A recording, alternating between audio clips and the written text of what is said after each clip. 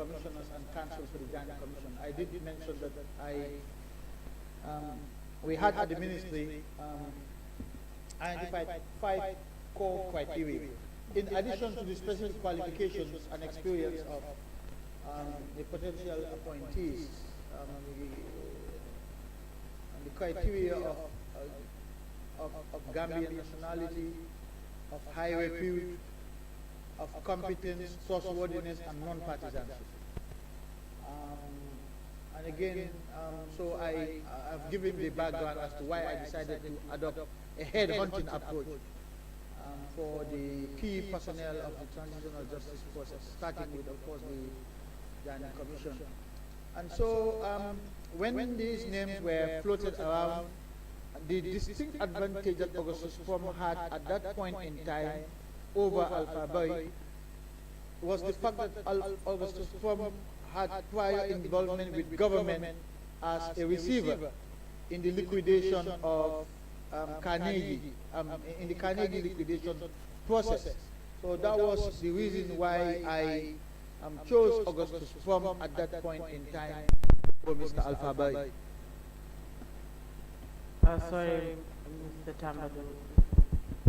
Give us a minute to change the mic.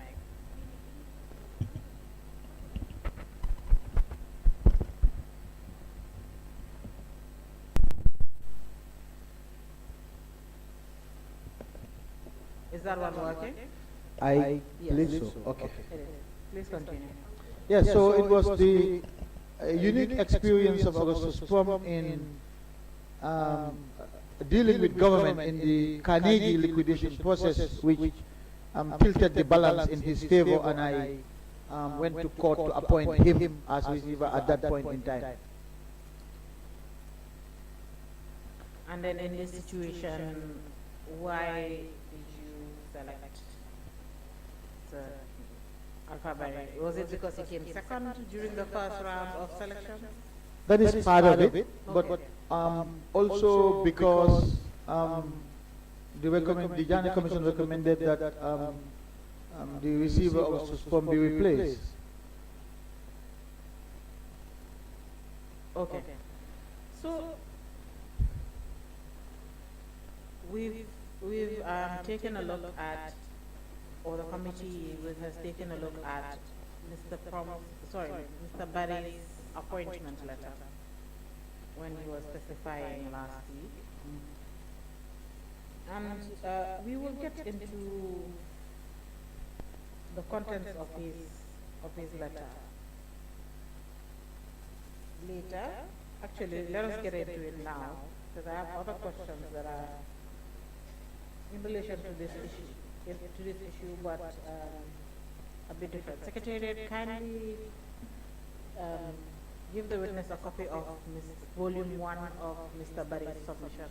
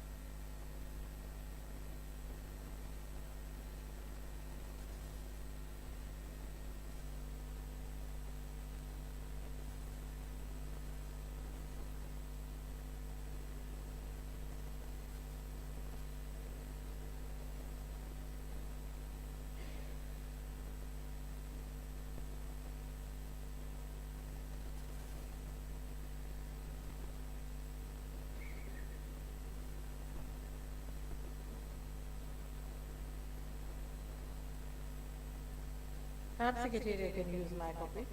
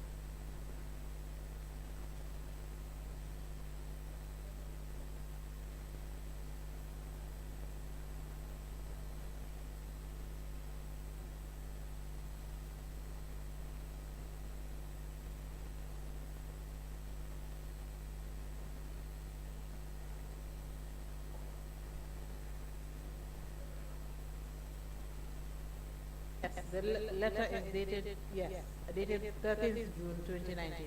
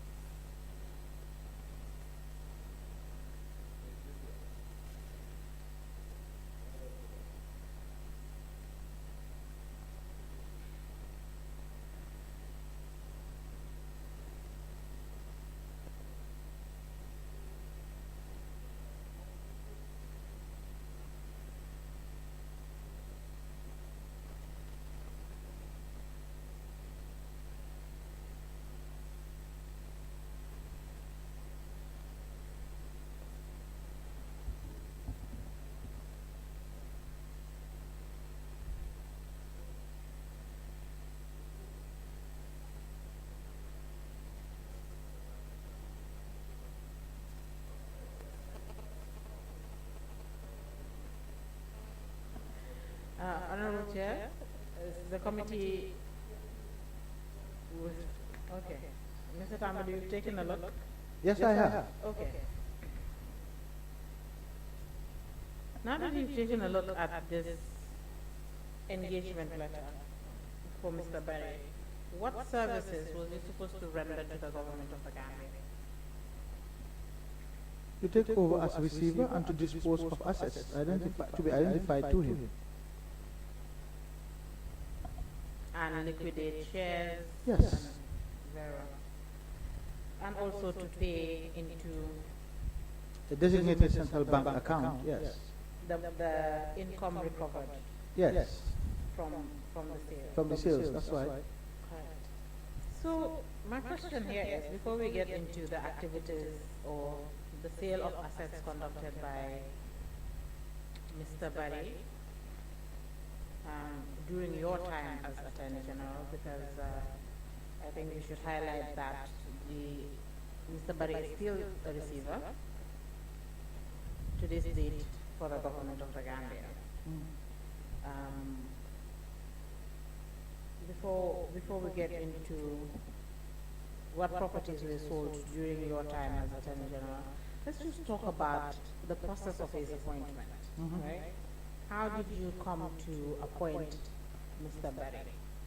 You did say that amongst the people considered, or amongst the firms and professionals considered back in 2017, Mr. Barry was part of it, and part of the reasons he was approached again in 2019 was that he was also a good contender back in 2017. So, Absolutely. but what other considerations and how did you how did the conversation of you appointing him or trying to garner his interest in this such an assignment, such a big assignment, how did you go about doing that? I mean, in terms of how did I approach Mr. Barry? Yes, how did the conversation How start? did it start? Yes. With Mr. Barry? Yes, and Well- subsequently, how did the agreement to Yes. Of course, before you put this down on paper, you would have discussed the terms of his, Absolutely. the scope of his work. Absolutely. Absolutely.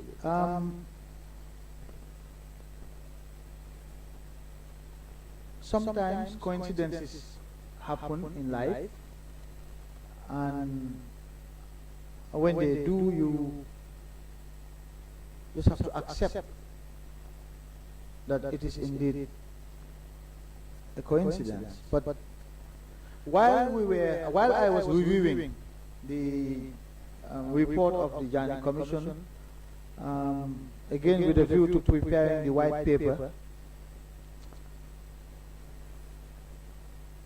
the Organization of Islamic Conference was holding a summit in Mecca, in Saudi Arabia, and I accompanied His Excellency the President, together with the delegation from the Gambia, to that summit. I believe it was sometime in May. It was in the last week of Ramadan. And as fate would have it, at that point I don't think I was even at the stage where we were deciding on who to appoint as receiver. And then I ran into Mr. Barry in the Haram, the premises of the Kaaba. And when I ran into him, we exchanged pleasantries, and then of course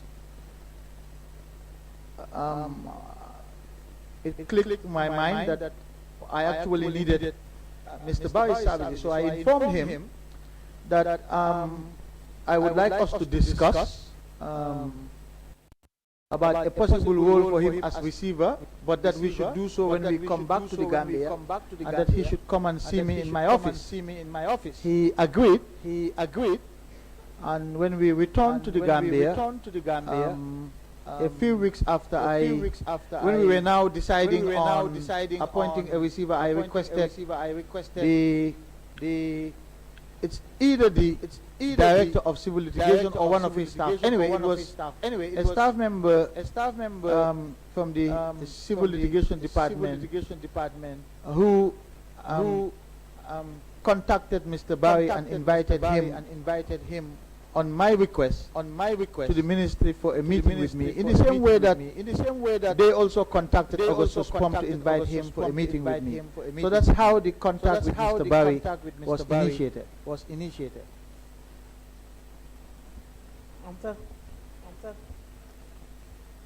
And subsequently, you discuss the contents of his engagement letter, which is the scope of work. Well, subsequently, I discussed with him in general, and then sent him to the director of civil litigation to iron out the details of the assignment. Very well. Now, even before we talk about the commencement of his work, did the issue of appointing a receiver become a subject matter of discussion in cabinet, or at least with the president? Not in cabinet or with the president, but I certainly, out of courtesy, because at this point everything that was being done by me was being done in the name of the ministerial task force. And so I informally consulted members of the task force, none of whom had any objections to Mr. Barry's appointment as receiver. But the decision to appoint a receiver, before we, I think that is what I should have started with. Before we get to Mr. Barry himself being the one that was appointed as a receiver, is the issue of appointing a receiver in general. Was this something that was discussed at the task force?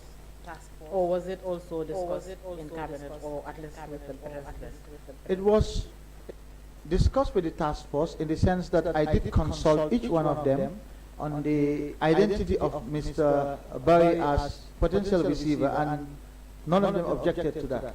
Oh no, I'm not now referring to Mr. Barry being appointed as receiver. You mean a receiver in general? When you conceived the idea to appoint a receiver, was this something that task force discussed? No, I don't recall that. Okay. No. So you uh, decided on your own that a receiver was needed, and then when you identified the qualified person, that's when you informally discussed the issue with the members of the task force. I didn't decide on my own. The commission made a recommendation for a receiver to be appointed to replace Augustus Palm. And since I was the one who was reviewing the report for the government and drafting the white paper, I took the initiative to identify a receiver. At that point, couldn't the appointment of a receiver wait until the white paper was published? It could have waited. A lot of things could have waited until the white paper was published, but the government needed money. And they got into land transactions. Well, the government needed money. You know, I explained yesterday in detail how the government generates money. Your salaries here are gathered on a monthly basis to be paid, and the government struggles. So we didn't have the luxury of time. The government didn't, but I clearly briefed the president on the appointment of a receiver. Before the receiver was appointed, he was clearly briefed about it. But there was a lot of pressure for the sales to proceed because the government needed the income. With all the processes that were going on, I was also, for my own personal selfish reasons, wanted to proceed with the sales, because every time I made a request to the finance ministry for something in respect of the activities that were going on, it was always a challenge. And so I actually would jokingly say to the Minister of Finance, once we cash in on this, please, I need you to fulfill X, Y, Z for my processes, and we would joke about it, and he would agree, and the government needed the income at that point. And of course, if you look at the budget estimate for 2020 or 2019, there is a budget line there about the income that the government was expected to generate from the sale of assets, and that was factored into the budget as well. And so there was need to act swiftly, because that gap in the budget had to be filled by the sale of the assets which was envisaged. Very well. We all know that the commission recommended for the appointment of a receiver, but was there a chance that the government could have utilized the expertise of its departments, ministries, and agencies to execute such duties that Mr. Barry was eventually appointed to execute, rather than getting a receiver or appointing a receiver? Well, would it have been a recommendation of the commission that the government wouldn't accept? the only government department with the purported expertise at that point was the AMRC, which was set up by government to act as receiver on, initially for GCDB, the Gambia Commercial and Development Bank, and then subsequently they went into other issues that landed them in unpleasant terrain. You said purported expertise. Well, yes, because I don't know the quality of staff that were there as at 2017. I knew at the time that it was set up, there were people with experience in assets recovery, etc. They evolved into something else later. They were buying and selling land subsequently. So I don't know whether that's an expertise you need for assets recovery. But in any event, the commission made adverse findings against them. I mean, government was getting ready to deal in land, so if AMRC is selling land, the expertise was there. But the commission made adverse findings against AMRC. But And actually, AMRC is a government department, so, sorry, a government agency. yes, right? but if So, the finding of the commission was that AMRC was complicit in the acquisition, unlawful acquisition of property by the former president, and that had it had more time, it would have inquired further into their activities and recommended for the government to do so. The government cannot now turn around and hand over the process of selling land to that same entity. I mean, that would be irresponsible, I think, for the government to do. But the commission did also recommend, like you said, for government to look into the activities of AMRC. To look further? Yes, look further into the activities the agency was handling. Mm-hmm. Couldn't that have been done? And then if there was need for the agency to clean up house, then they clean up house and then they can.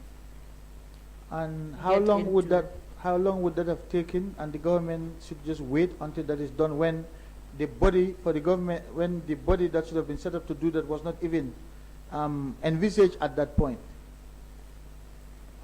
I mean, it's a review of a relatively small government agency, so. Council, you do have a tendency to simplify these exercises, eh? I'm not simplifying it. I'm just stating it's something that the government could have done. So it's, for me, it looks like the government could have done many things. Government was, in a way, shunning itself. The government was following the recommendations of a commission of inquiry that was independently established to guide the government. Yes, but they had the benefit of going through evidence that you and I don't. You know, I like the part when you said government needed money. Mm-hmm. And fast. Government would have saved more money in these sales had it perhaps handed over this duty to AMRC after it cleaned up house. That is highly speculative. We do not know that. This is what you were thinking. I'm not thinking. The government. This is facts, by the way. The receiver has testified here, and I can recall fully. Which receiver?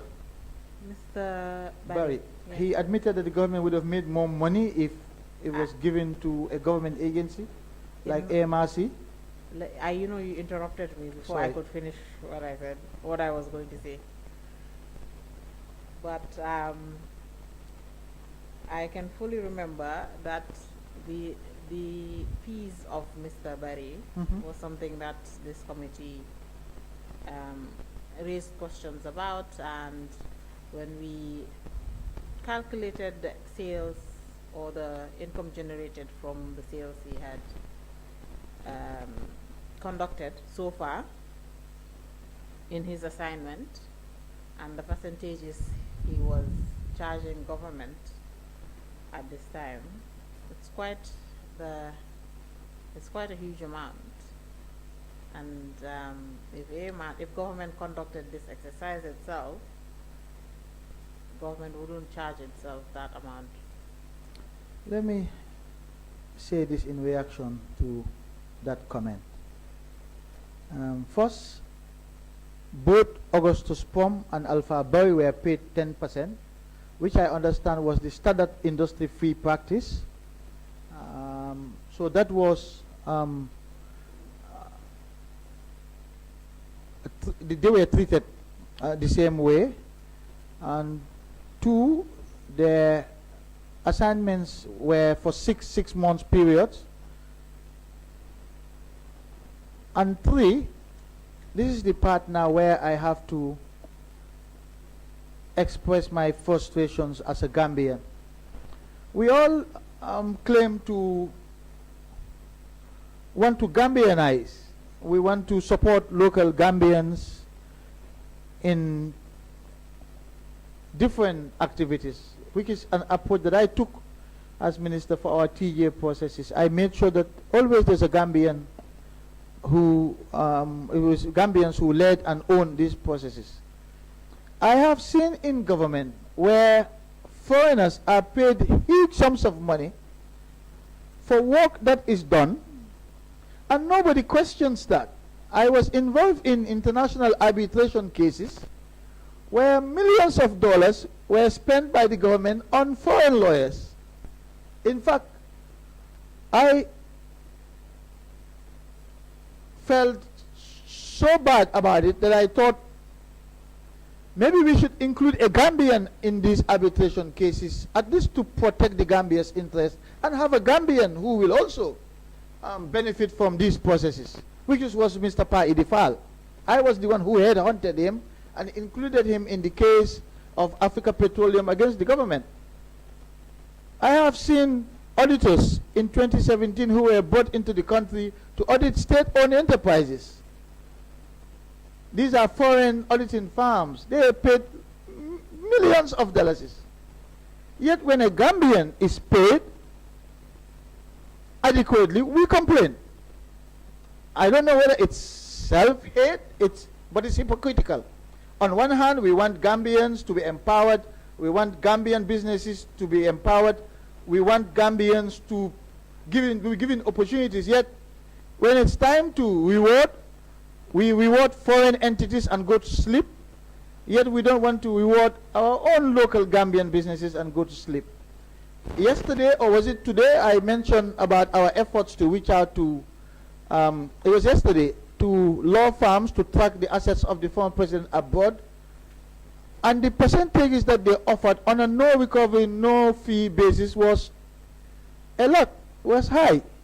So I have seen here over and over and over foreign entities being paid well for work that they do as professionals.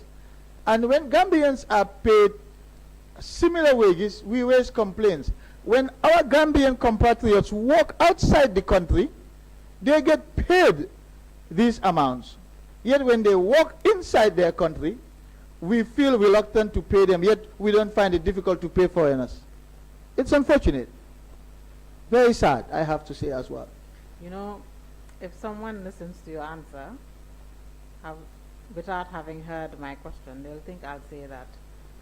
Or they'll think I'm jealous of Mr. No, Barry. it's not about jealousy. You're not the Because, only one who has raised this. You know, the issue here is you spent minutes talking about this issue without answering my question. And what we're trying to explore here is in asset disposal is that could government have found other ways or better ways in disposing of these assets where necessary, right? So your answer is, it's like, if someone listens to the answer without the question, would think I was proposing for a foreigner to be brought to dispose of the assets. No, I was. If I were listening to your answer without having heard the question, that is what I would have assumed. And there's no, in no way, or so far, I've not mentioned anything about. I've not even asked you why didn't you hire anybody else without Mr. Barry. No, but you asked right? the question. So my question was, and I can repeat it again, is, and the reason why I asked that question is, couldn't there have been other ways in which, or government itself, done the disposal of these assets itself without using another party or a third party? And you know, we've talked about government dealing in land, being a what should I say, a real estate agent, but government selling land, but eventually we would also get into government selling land to itself, right? But my issue here is that as we are exploring, and this is deep into the mandate of the this committee, is the disposal of assets. And in disposing assets, we can also identify ways in which, or we can discuss ways in which, and we have to discuss ways in which government could have disposed of these assets, generate more income for itself, or save more income for itself, or even, like you said, build more capacity for the civil, for its own employees, its servants that are serving this country. But also to learn from the entire process as well. This is also a learning opportunity for government to assess itself, the work it's doing, and also to see perhaps come to the realization, and even if it does, at this point, it's not something that the country or the public, or even the government should berate itself about, but the fact that we're taking a look into this process. So my question still stands, and the reason why I'm asking is, if AMRC at that time was affected or was adversely mentioned by the Commission in its findings, government could, because AMRC is part of the government, we cannot set them aside, or government cannot set AMRC aside because it was adversely mentioned in the Commission's reports. I mean, there are other state agencies that the Commission also looked into, and their dealings with the former president, Central Bank, you know, GNPC, Social Security, and so on and so forth. But government cannot shun itself. So therefore, what my question was, or what I'm trying to look at here is, why couldn't government take AMRC's issues, dealt with them quickly, and hand over these duties to AMRC? You know, That's Council, that was a very long question. You know, there's a question I asked you, and you said I did not provide context. You have context now.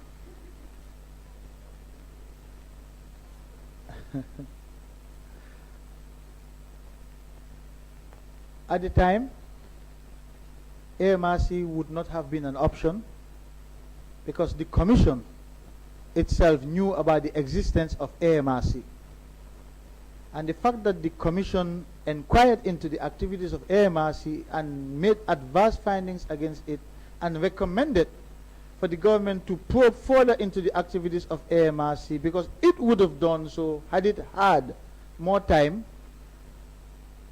I believe it would have been irresponsible of the government to go back to AMRC and hand over an exercise such as this when the credibility of the AMRC was questioned by the Commission and evidence found against them.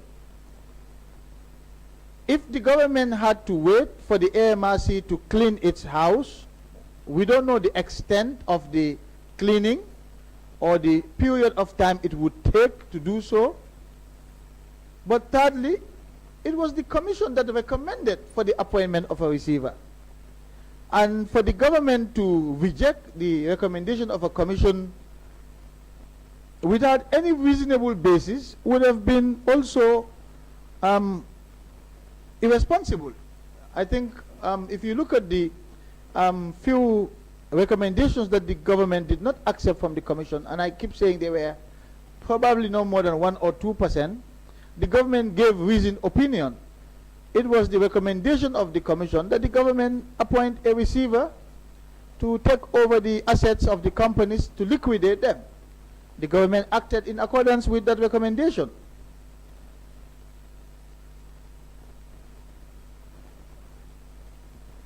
The government, you are taking me back to an issue we had already discussed and I believe closed. Was government, there being recommendations that government did not accept and provide reasons. They were less than 1%. Even if it's 0.1%. But the government thought this was a reasonable recommendation that it could take, Council. I don't understand. So the other recommendations government did not take were unreasonable? Well, no, because you see, at the end of the day, when the Commission makes recommendations and the government acts on those recommendations against third parties, it is the government that will defend the Commission's decision when those third parties go to court. So in instances like that, the government had to weigh the circumstances and decide whether or not this was an action that it could defend if it implemented the recommendation. And in those instances, which I keep repeating were few, the government did not accept the recommendations and provided its reasoning. In this case, the government agreed with the recommendation of the Commission that AMRC needed to be sanitized, for want of a better word.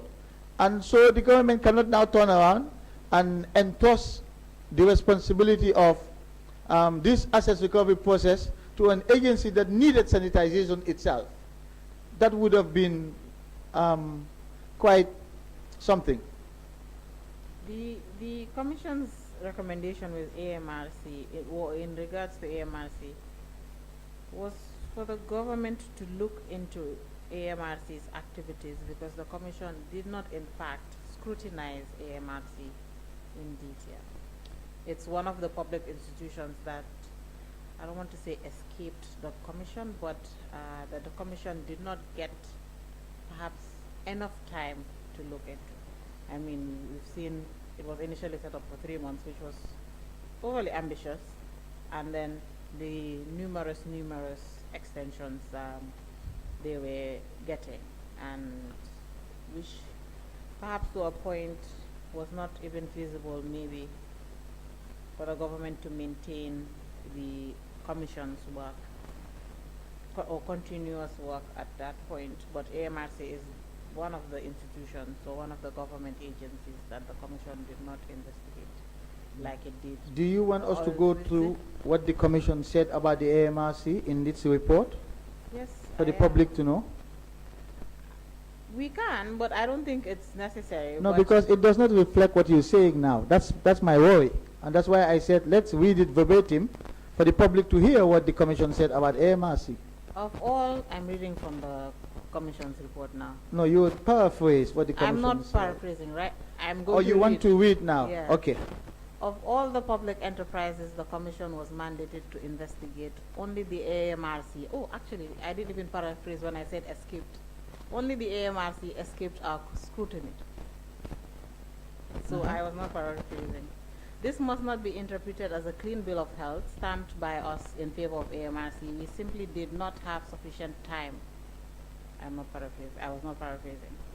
To conduct a thorough investigation of the Assets Management and Recoveries Corporation. We therefore recommend as follows. A, that a small committee of public servants be set up to conduct investigations into the past affairs of AMRC concerning land and commodity transactions. B, that the committee shall determine whether AMRC's existence is still justified, and if so, whether AMRC is ripe for major amendments, or the AMRC Act is ripe for major amendments with a view to enhancing the efficiency and accountability of the corporation. This is, for the record, I am reading paragraph 19 of page 37 of volume 3 of the Commission of Inquiry report, or the Janneh Commission's report, for the record. That part is relevant and important, but that's only a part of the Commission's findings on AMRC Council. I recall clearly other findings about the management of AMRC in the report. Would you want me to help to find those parts? No. No, the public needs to hear what the Commission said about AMRC. You know, you interrupt me before I... Oh, sorry. Or maybe I should be speaking I thought you had faster. finished. No, I thought you had finished. I'm sorry. Maybe I should be speaking faster. The reason I say no, it's because the question or the issue here, it's not about whether what AMRC was doing, or it was the suitability of AMRC to carry out, don't interrupt, okay, to carry out this activity or this exercise for the government. And I like that when we started speaking about AMRC, you said that AMRC was initially established to be receiver, and that yes, it does qualify to, if you look at its establishing act, it does qualify to be receiver. However, the Commission has made adverse findings, and so on and so forth. But clearly we can see that the Commission did not spend time on AMRC. So the reason why, it's getting late and I don't want us to be spending a lot of time on issues. The reason why like I said, this is also a learning curve for the government. And I think that if such an institution is in existence, despite issues it may have, government can try to remedy the issues it is facing itself. Within its government should be able to clean up house itself rather than shun itself. So this is why I brought up the issue of AMRC. Would have been government could have dealt with this issue itself, right? You have a different view. That's fine. No, may I respond now? Sure. So that we can close the issue. I'm and move on to surprised that you something else. only read the recommendations of the Commission. You didn't read the factual findings of the Commission on AMRC. I want the factual findings to be read on the record for the public to hear what the Commission said about AMRC. You only read the recommendation. The recommendation was premised on the factual findings. You know, the findings of the Commission were in regards to AMRC's relations with the company called KFF, is Kanilai Family Farms. Can you read it for the public to hear? Unfortunately, Mr. You don't want to read Tambadou, it? Okay. unfortunately, Mr. Tambadou, we will not belabor on this point because the issue Okay. here is the appointment of a receiver, or if government could have found other ways. As recommended by the Commission. It was the Commission that recommended for the appointment of a receiver. Which, You agree? Somehow- You agree to that? of course, that's what we've already talked about the recommendations of the commission as Commission. regards to appointing a receiver, Mhm. right? But also, that's when I raised the issue of government did not have to, Oh, we did not want to by the way, can rely I- on or Yes. carry out such a recommendation. By the way, I have personally, now speaking from my own personal experience, I have never had the AMRC give account of the sales of assets that it conducted following the liquidation of GCDB. I don't know if any member of this assembly has ever had access to that information. I have never seen it anywhere.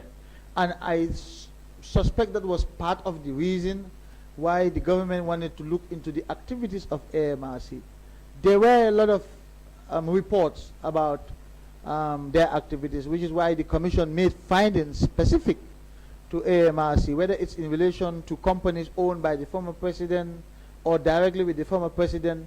There were factual findings that underpin the Commission's recommendations on AMRC, and I don't think we can avoid that. Is it true that the AMRC the act has been, I understand AMRC no longer exists actually. Well, the offices of AMRC, Yes. to the best of my knowledge, are closed. But it must have been by an act of the National Assembly. Or is it not? Okay. Okay. Anyway. That's a different whole thing. different issue. Well, you yes. see, so But all I things- can state in response to your to the state, what you've just said is that the offices of AMRC are closed. I know AMRC mean, had a lot of issues at different times. So I fully supported what the Commission recommended about AMRC. Well, the act is still, should Okay. I say valid? But I I think hear you, we are I hear getting, you. we're going, you want to take me outside No, of I hear you. I hear you. the issues I think required me to mention AMRC. All right. So now that AMRC was not definitely something or an agency that government It was not a couldn't- trusted agency, let's put it that way. government did not trust its own agency. Absolutely. That's why it was led through the commission so that the facts could be established. There are other state agencies that were investigated or the Commission of Inquiry scrutinized as Mhm. well. And were those ones such as, maybe I give you example, Social Security, was it a trusted agency? That's So why then- they that's why and- they were not giving the responsibility to dispose of the assets. Okay. But the government trusted central bank No, enough no. to take To take what? the income that was generated from the sales and But deposit it there. The central bank is an autonomous body. The government does not have control over the central bank. Exactly. So- But it's still part of the government. You cannot take it It's outside. still part of the state. Exactly. So part of the state, and the state cannot shun itself. Can it? But Council, I thought It you would don't not want be right to do because I so. think you agree with me that it was a recommendation by the commission. The commission made factual findings which you wouldn't want to read on the record for the public to hear, yet you refer to the recommendations which alone shows clearly that AMRC needed to be sanitized. So, Mr. Tambadou, let's go back to the white paper. Mhm. Like I said before, the government accepted recommendations of the commission through the white paper, and subsequently also in the white paper stated the actions it was taken. Yes, and some that it had already taken. Yes. Somehow the white paper does not mention appointment of a receiver as actions government had already taken. The white paper does not have to detail every minute detail of the actions that the government has taken. Then it would be a huge white paper of this size, and that's not the point of a white paper. The white paper is to capture essentially the policy decisions that the government has taken in response to the Commission's report.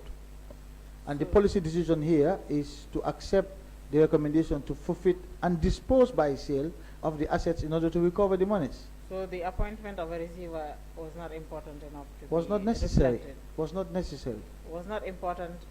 You're cutting me off again. Was not important enough to be reflected in the white paper. Was not necessary to be included in a white paper.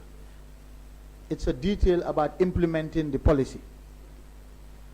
When the government makes a policy decision, that's what's needed to be included in a white paper, Council.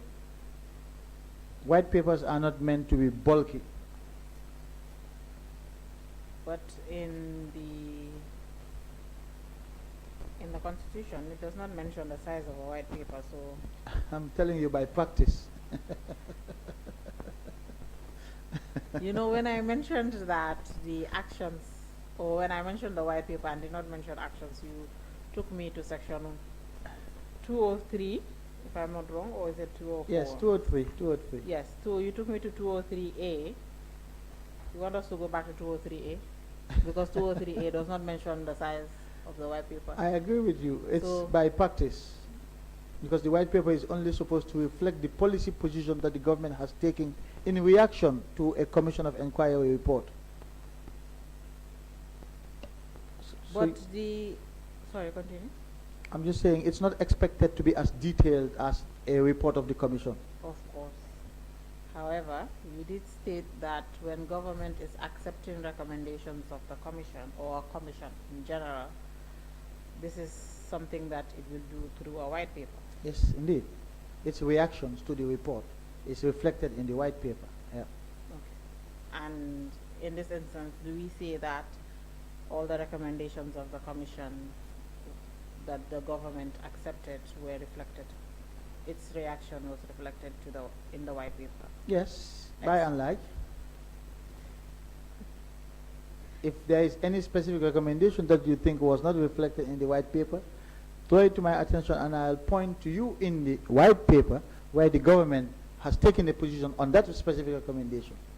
Any recommendation. Appointment of a receiver? But, you know, Council, No, but, the appointment no, of a... No, but I'm going to stop you here, Mr. Tambadou. You know why? Because you're saying that all the recommendations that the Commission made and the government reacted to is reflected in the white paper. Indeed. But then the appointment of a receiver was a recommendation of the Commission. Yes. That made by the Commission of Inquiry, Yes. accepted by the government, but somehow escaped the white paper. No, it is accepted in the white paper. You have a copy of the white paper? Please share it with me. You want a hard copy of the white paper? Or It could be electronic copy. we have as well.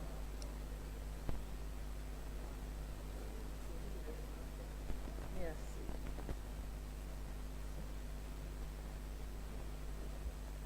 This is really turning out to be a memory test for me.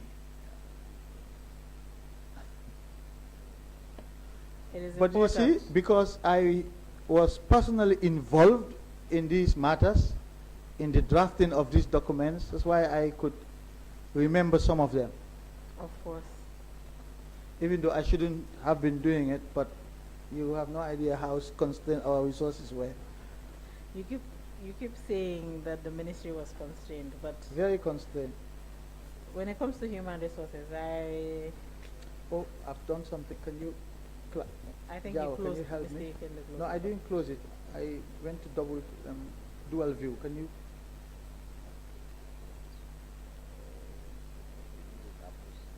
Okay, how do I scroll up or down?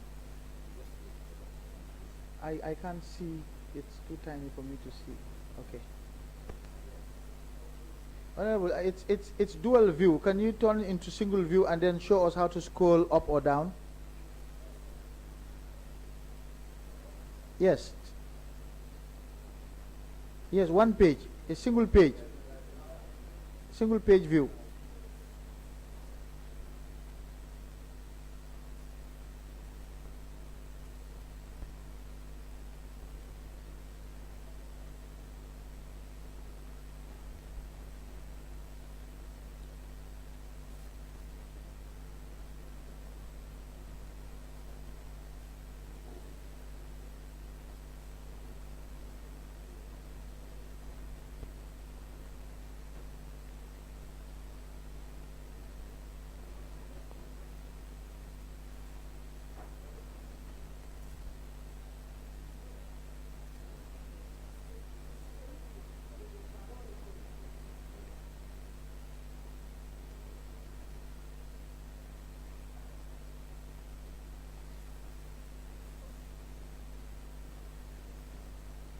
Okay. Now it's on one page and I can scroll. Okay.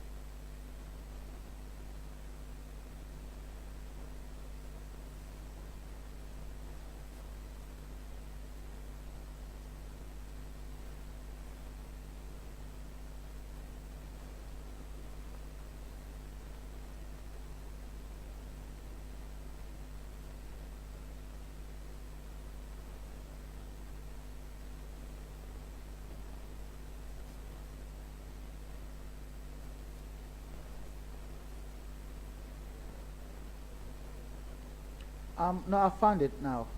I found it. So, Council, if I were to refer you to the specific parts of the white paper where the government accepted the recommendation to appoint a receiver, I would refer you to paragraphs 12 and 14 together. Paragraph 12 reads, the government has carefully considered the report and in this white paper has stated its decisions and accepts, except as otherwise stated in this white paper, the findings and recommendations as they relate to the issues brought out in the report. So the government accepts except as otherwise stated. Paragraph 12 and paragraph 14 says, for the avoidance of doubt, this white paper does not and neither is it intended to reflect all the findings and recommendations of the Commission. It only contains the key findings and recommendations that the government wishes to highlight from the report. So paragraph 12 tells you that the government accepts all the recommendations except where it explicitly does not accept. And paragraph 14 tells you that this white paper does not and neither is it intended to reflect all the recommendations that the government accepted. Sorry, Secretary, can you change the witness's mic? But Mr. In the meantime, I like that you read paragraph 14 and you were the one that referred this committee to 203A. Yes, you can read 13. I don't have a problem. I just No, wanted I didn't to say 13. Sorry, I made a mistake. 14. Rather. 14. Yes, I read 14. I Yes, read 12 that's and what 14. I'm saying. Yes. You read 12 and I really like that you read 14 itself. That's right. And also that you had previously referred the committee to 203A. Mm-hmm. And that we had also discussed that the only time in which government wouldn't react to recommendations of a commission is issues of national security. No, the only time that it wouldn't publish the white paper rather than react. Okay, publish. The white paper is in matters of national security. Indeed.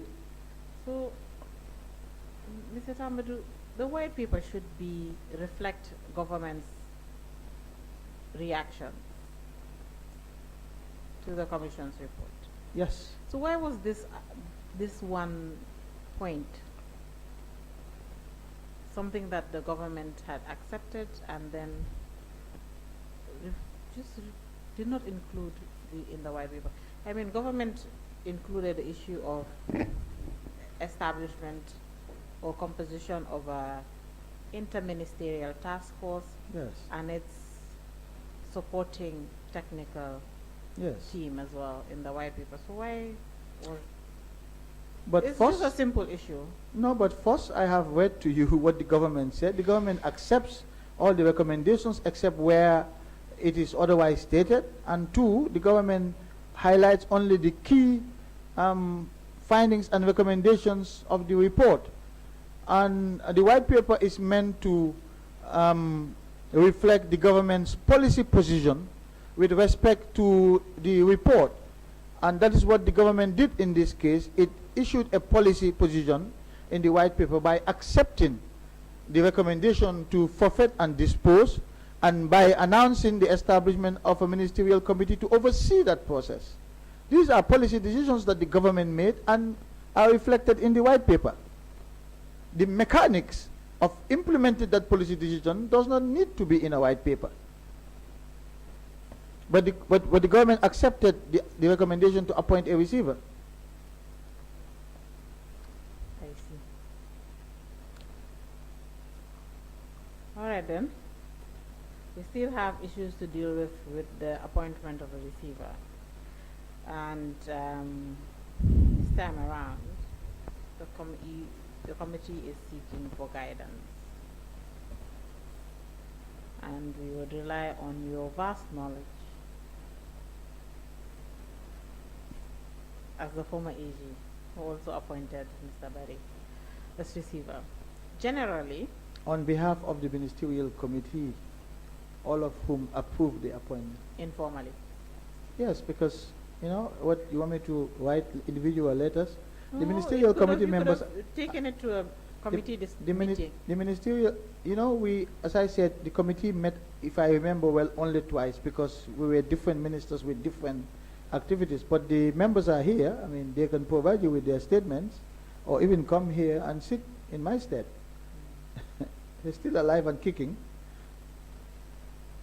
Well, if the committee deems it necessary, then your colleagues, or should I say your former colleagues, would come and sit there as well. Now you're sounding like a politician.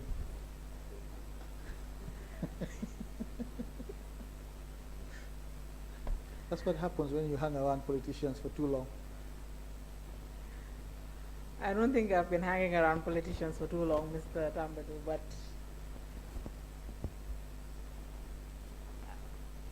I will just leave that. I would not comment on that issue. So, like I said, the committee is now seeking for guidance on generally what the process for appointing a receiver, not Mr. Barry, not the receivers, a receiver in general. What's the process? There are two ways. What process should one follow if they need a receiver appointed? As far as I know, there are two ways. There is the judicial way to court, and there is the direct way where you directly engage a receiver. All right. As far as I know, two ways. One through the courts and the other one directly. And through the courts would be an application being made, correct? Typically, that would be under the Companies Act in a textbook classic case of a liquidation process. Okay, and then the second one? The second one, said the second one is? It can be done directly. Sometimes Directly. organizations can engage receivers directly to perform specific acts for them. And in this instance, or before we get into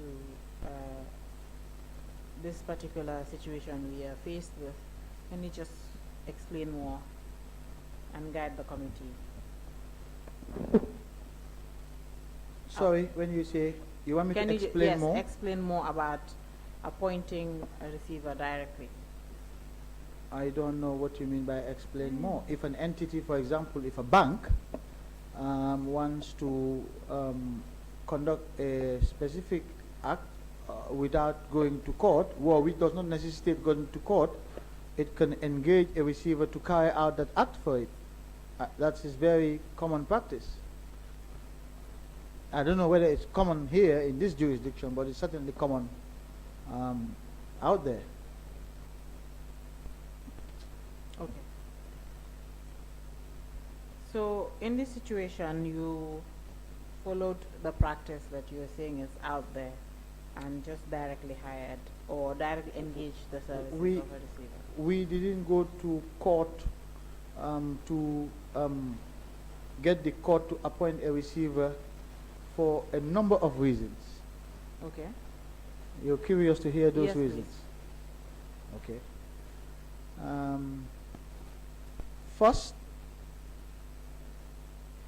if we went to court in the traditional way under the Companies Act in the textbook classic case of a liquidation, that would have exposed the government to third-party claims, because in appointing a receiver in the process of liquidation, the court may be seized of applications from third parties that would be making claims against the receiver, or that would be making claims during the process of receivership, and the government may be exposed to third-party liabilities.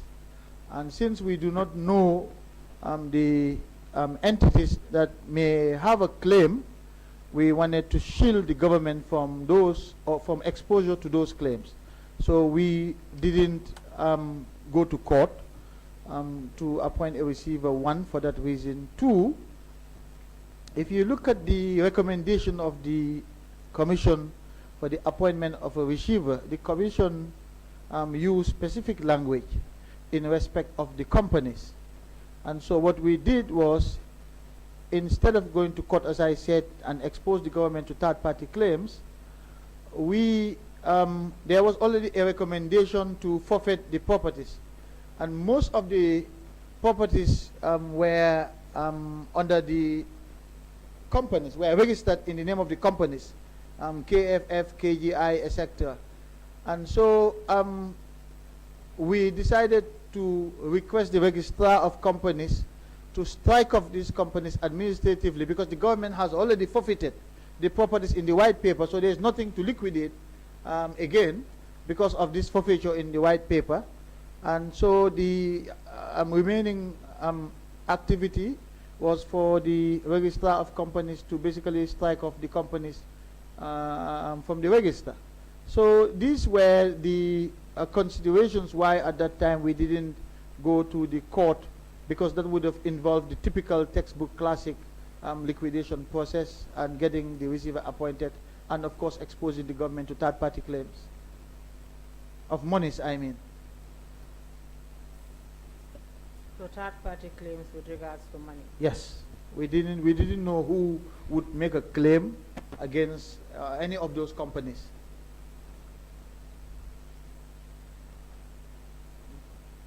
Just with regards to the company? Yes, it was the properties were mostly registered in the names of these companies. But MOJ, or should I say the ministerial task force at the time, was also inviting members of the public to,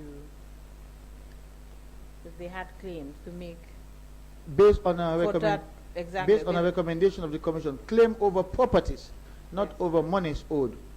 The government had no money to pay anybody. These are claims over properties, third-party claims over properties, which the commission recommended for the government to deal with. So you think that if the government had used the High Court or gone to the courts, there would have been claims from other individuals that would go after these companies? There could have been claims, but because we didn't know and there was an alternative that would avoid that, we chose the alternative. I see. So eventually you decided to appoint Mr. Barry directly? Yes, indeed. But in his during the term he was supposed to execute the scope of work that he was given by the Ministry of Justice, it also involved dealing with the assets of these said company. The assets were already forfeited to the state. The management of these assets. I'm not of sure these companies that you are so scared that had... No, the decision was made to strike off the companies from the companies register. Was that done immediately? I believe so, because I only issue instructions and it's carried out. I don't follow to know whether that was indeed done. I will assume it was done. And then the assets owned, or assets that these companies had before before being struck off the register? Before being struck off the register. Were forfeited to the state in the white paper. Yes, but eventually some of them were sold. Some of what were sold? These assets. At that point, they were forfeited to the state, so the state could sell them. Maybe I'm not being clear. Okay. My question here is, these companies that were affected, or these companies that were investigated by the Commission, and of course the recommendation being that these companies should be, like you said, struck off the record. Should be liquidated. Yes, liquidated. Would follow the liquidation process, and as they are being liquidated, their assets would also be. Well, it didn't say follow the liquidation process. It says they should be liquidated. That's it. Yes. And then the course of action the MOJ took was to just delete them from the register. Because the properties of these companies, which would have been the subject of the liquidation process, were already forfeited to the state. So there was nothing else to liquidate, and the decision was made to administratively, and the register of companies has that power to strike these companies off the register. Very well. And do you know whether these assets that were forfeited to the state whether they were eventually sold or were handed over to perhaps other government departments for use? Or That was actually the primary responsibility of this interministerial task force, to go through the list of properties to determine which ones are to be sold, which ones are to be retained for government use, and to resolve third-party claims over some of the properties, which is why the ministerial task force enlisted the technical group to advise them on this process.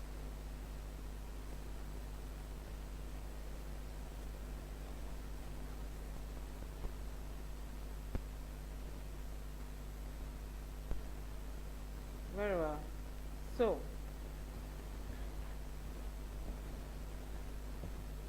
you've stated, and you can confirm that Mr.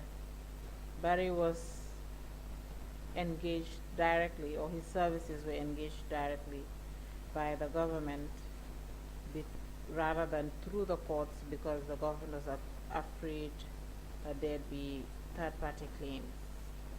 That was not the only reason. I did say that the government had the option of hiring a receiver directly or going through the courts, and we chose not to go through the courts. Yes, so now I'm saying the reason you've given this committee that the government used or relied on to hire or engage the services of Mr. Barry directly was because of the third-party claims it was trying to avoid.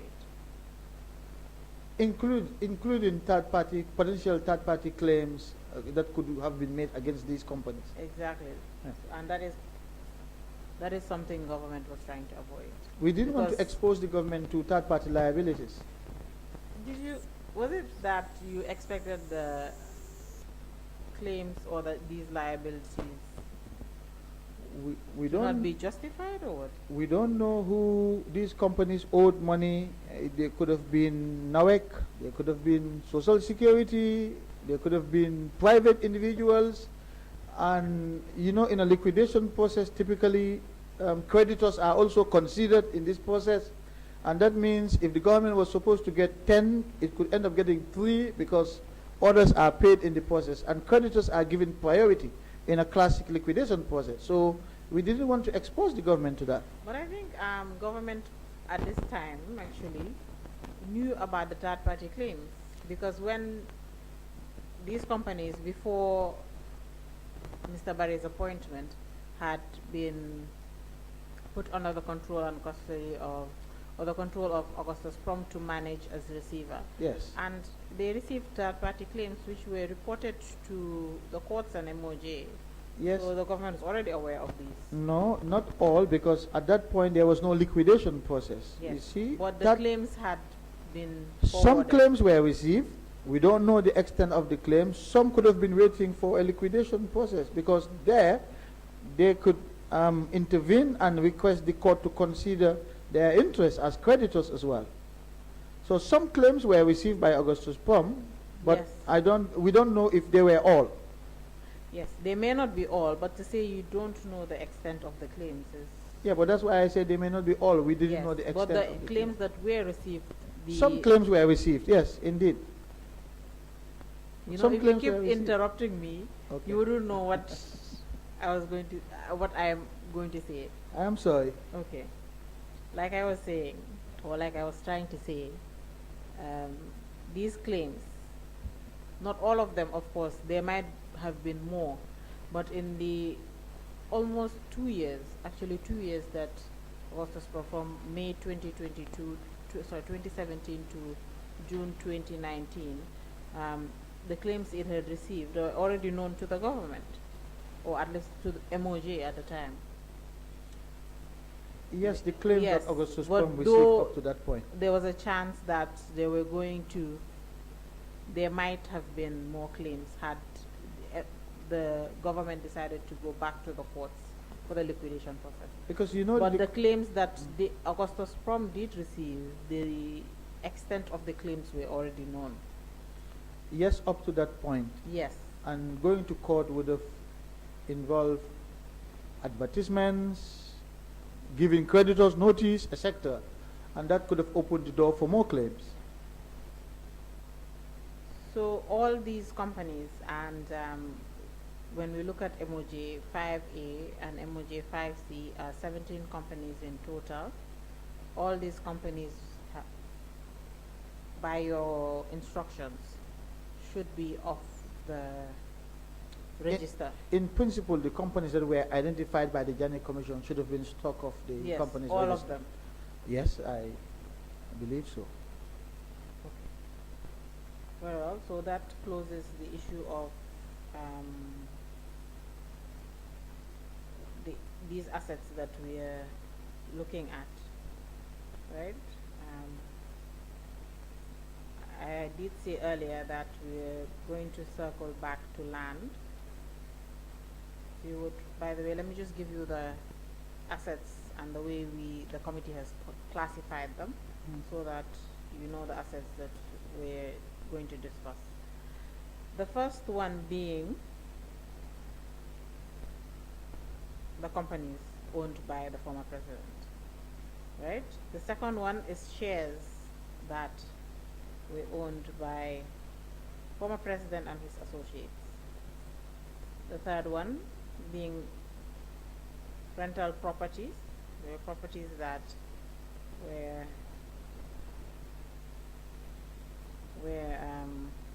being rented out and managed by the receiver, also collecting the rent the tenants were paying.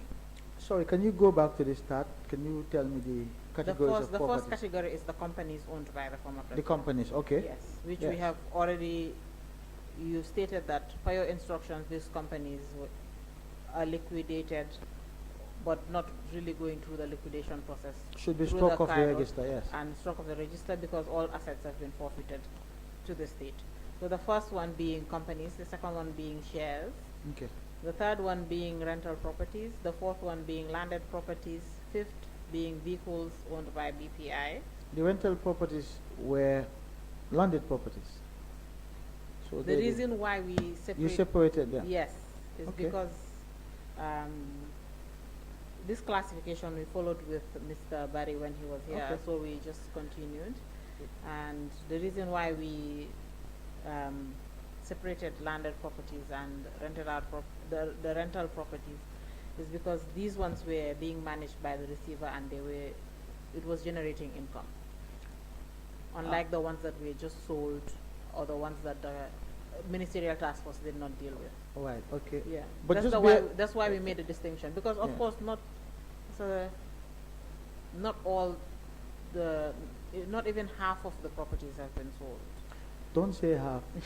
It was, I You know, understand. the percentages thing, I didn't want to attribute a percentage in case I'm wrong. Yes, it is. but Well, we can say the numbers. Yes, as far as out we of- know, it's 37 out of 288 properties. As far as I know. Yes, so that is why I didn't want to attribute a percentage to it, okay. because I wouldn't, right now I don't have Yes. the correct percentage, right? Yes, but we stopped at 4 rental properties, and then Council, if I may just briefly, please bear in mind I don't have Mr. Barry's expertise, so I'm not sure where this is leading to, but I can only give you No. my views about what the ministerial Yes. committee decided and how these things were done. I know I don't have that. the Yes. reason why we did this classification is easier to speak per asset, per class of assets, and then move on to another set of assets. Yes, right? but as a member of the ministerial task force, we didn't have these divisions. We identified properties and said to Mr. Barry, here is a group of properties, proceed with the sale. Yes, but Mr. Barry was given more than land. isn't he? Yes, certainly Yes, he was so- appointed receiver to dispose of the assets. Exactly. So Yes. shares and land is not supposed to confuse you, Mr. No, no, Tambadou. they're not confusing me, not shares or land, but you're categorizing the properties now, and that's No, where no, this is the I only am time we worried. categorize Okay. the properties, Okay. right? This is the only time we categorize the properties. But out of the 37, I Mhm. don't want to stick to your figure. But That's- I will that's look what I at- recall. Yes. But about, let's say, about the 40 properties that we sold, there were also a few, about 2 or 3 that were not sold initially, Mhm. or eventually even one of them was not sold, handed over to the area council. So that's why we're calling it rental property.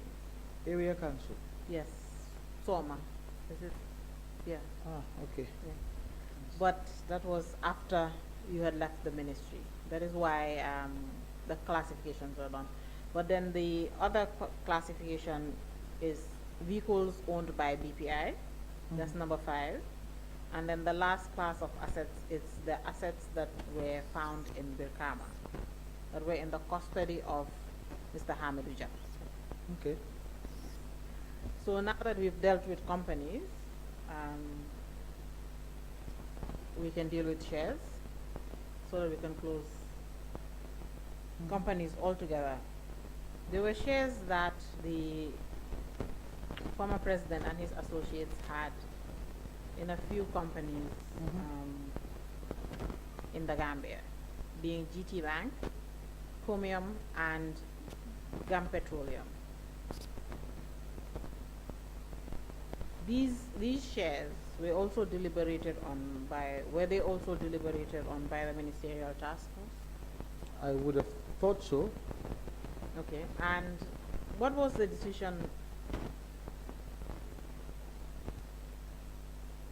What was the decision of the task force? I think it's my mic, but what's the decision of the task force when it came to these shares? What was the discussion in general, if you can recall? I would assume it would be for the receiver to sell them, to dispose of them, and By the way, the task force, the minutes, there were minutes at each time when the task force had meetings, correct? yes, I don't think we met more than twice, but we would communicate, of course, by telephone, etc., and we submitted a report to cabinet. But yes, there would be minutes for those meetings. Okay, and generally, these minutes were being recorded or being taken by MOJ Staff. officials? Yes. Yes. And I'm quite concerned. You said at least during almost a year that you were with the Ministry of Justice between the time the task force was formed and by the time you left, it's about a year. You only had 2 meetings. Well, that's not surprising because our task was to identify properties that were being sold. After identifying the properties by phases that were to be sold, it was now up to the receiver to implement that decision and sell these properties, which took time. Unless there was something specific that the receiver wanted to bring to our attention for a decision, then it would be brought to us. But otherwise, there was no need to convene again because at that point we had already identified a chunk of properties to be sold. Do you recall ever signing minutes of the task force? The minutes of the task force, I don't understand when you say sign minutes. You don't sign minutes. Oh, sorry. But the task force ever adopted its own minutes? Yes, we had minutes that I would circulate by email to the members. I want to disagree with you when you say you don't sign minutes. Well, I didn't, okay, what I mean is the task force members wouldn't be signing minutes. Was that something that was agreed by the task force? Um, Council, in practice, not all participants at a meeting sign off on the minutes of that meeting. The minutes are circulated, then you look, if you have comments, you make those comments, then they are adopted. It's not sign off as such. The minutes are usually adopted. Yes, but the chair of the meeting and the secretary, being the one that prepared the minutes, would at least sign the minutes, no? No, not in my experience So of now, practice. You adopt them, and How, so when they are adopted, how are they adopted? when you are in the meeting, and when you've held a meeting and you've had the minutes, before the next meeting the minutes are shared, and in the next meeting the first agenda item would be to the adoption of the previous minutes. That's it. So by that time you would have circulated the minutes, and if there were comments, those comments would be made either before or during the next meeting. But it is during the next meeting that the minutes are adopted, and then you get into the agenda of the meeting, of the new meeting. That's it. So now, if these minutes are just adopted like that, and there's no signature or anything appended to at least one copy of the minutes, if eventually an issue arises about what was discussed in the minutes, or the action items that were agreed upon at the end of the meeting, or that these are the next steps to be taken, how is that resolved? No, but that's why before the minutes are adopted, people are given the chance to comment, and when there is no, and that chance and that process is also recorded, so that when everybody looks at the minutes of the past meeting and people say no comments, that is recorded. No comments, minutes adopted accordingly. With no signatures, again, if an issue arises. So let's say, for example, because Mr. Tambadou, I believe that, and this is my experience, when meetings are held, be it board meetings, committee meetings,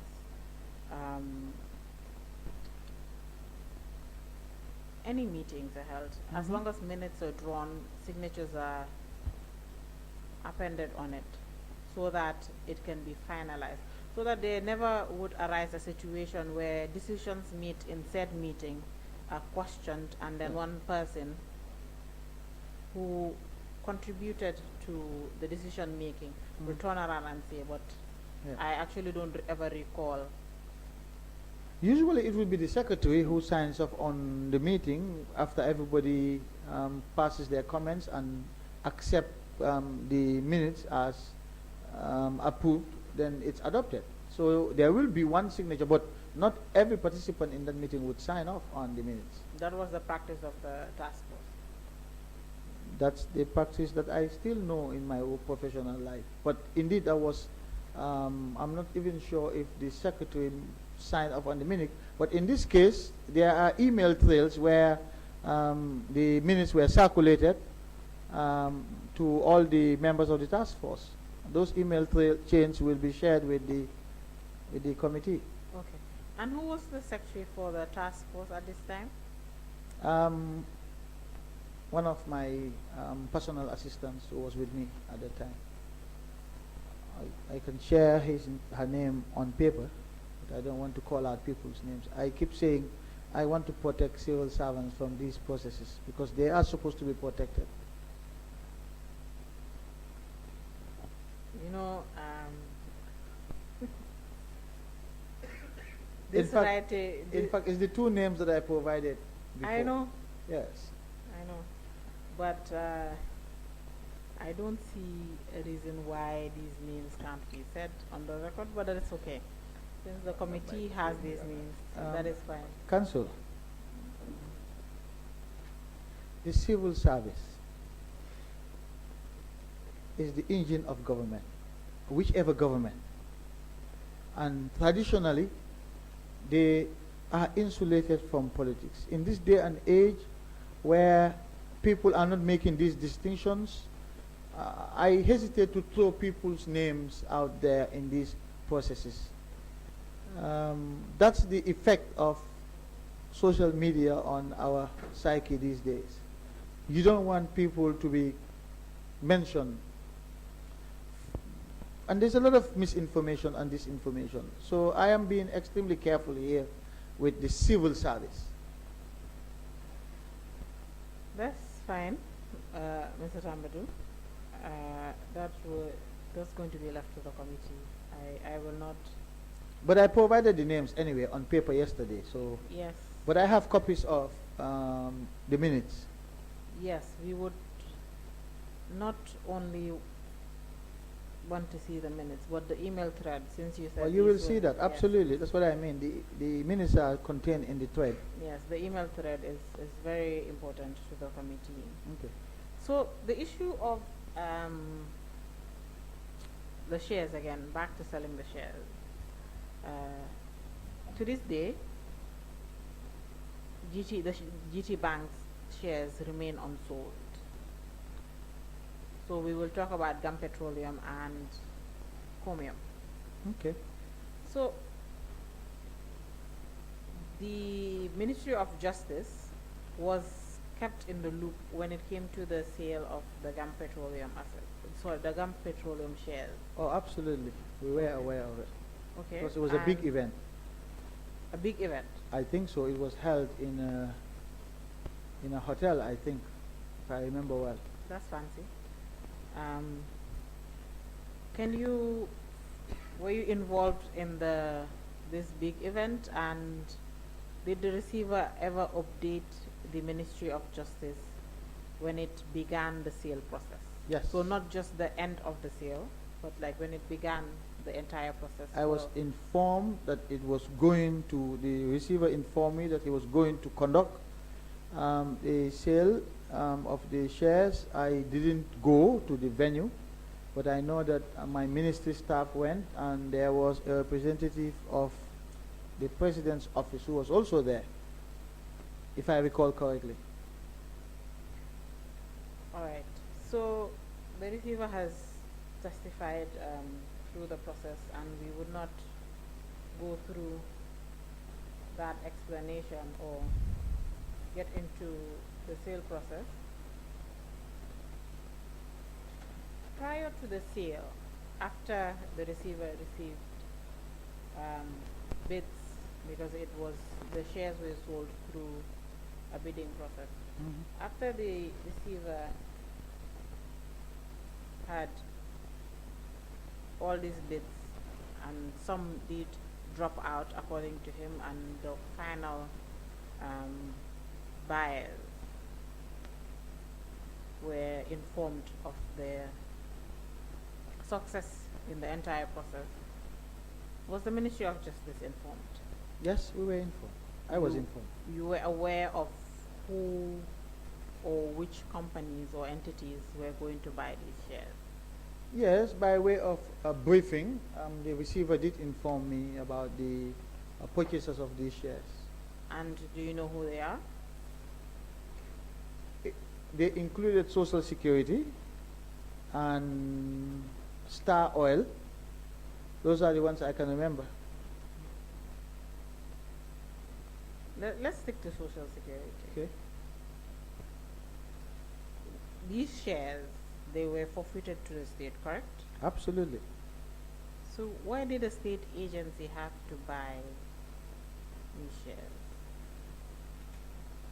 I'm perplexed by that question. I don't understand. What do you mean? Why does the state agency have to buy the shares? Basically, the shares, when they forfeited to the state, they became something that, or a class of assets that the state owned. They were shares, yes, under the custody of the government. Yes. Yes. Couldn't the government perhaps hand over these shares to these agencies? As a gift? It wouldn't be a gift. This What is would a it be? government agency, isn't it? Why does Social Security lend the government money to buy buses? Why doesn't Social Security just give buses to the government? This would not be a gift. What would it be then? It's the shares being held by government, sorry, Yes. by Social Security on behalf of the government, or perhaps government find a better way. Why did government have to sell these shares, especially for such a critical um, infrastructure in this country's But Council, industry, petroleum industry? different at the government time? agencies were shareholders in Gum Petroleum, as I understand it. Yes. Yes, so why would central government not sell it to another government enterprise that was interested in buying more shares? The government's objective is to generate income as a central government. The government and Social Security are not one and the same. Definitely not. Yes. So if you want the government to gift the shares to Social Security, You know, I did not say gift. You said gift. okay, but what did you want the government to do? To give to Social Security to hold the shares in trust for government? Yes, perhaps. And how would the government generate income from that process, income that it needed at that point in time? I mean, if government is holding, or if Social Security is holding these shares Yes, on interest yes. for government, then it's still within the government's framework, isn't it? No, it's Or not. perhaps The maybe the budgets- government could have said these shares can be held by ministries. But Ministry of but Finance. these are separate legal personalities, Council. In law, they are not one and the same. Okay, now my issue is, if not Social Security, but why not the Ministry of Finance? But why the Minister of And then Finance when receive dividends as the company, or as this critical infrastructure is conducting its operation? the objective of the sales was to recover monies that were misappropriated as recommended by the Commission, and that is what the government did. It disposed of assets as part of its recovery efforts. So, I mean, again, here we're talking about viewpoints. Would it have been better this way? Would it have been better the other way? And for me, that depends on one's perspectives. As far as the government was concerned, they acted in accordance with the recommendations of the Janneh Commission. So I'm not sure what the ultimate objective of this exercise would be. The government could have kept the shares, the government could have done a lot of things with the shares, but one of the options the government had was to sell the shares, and they did.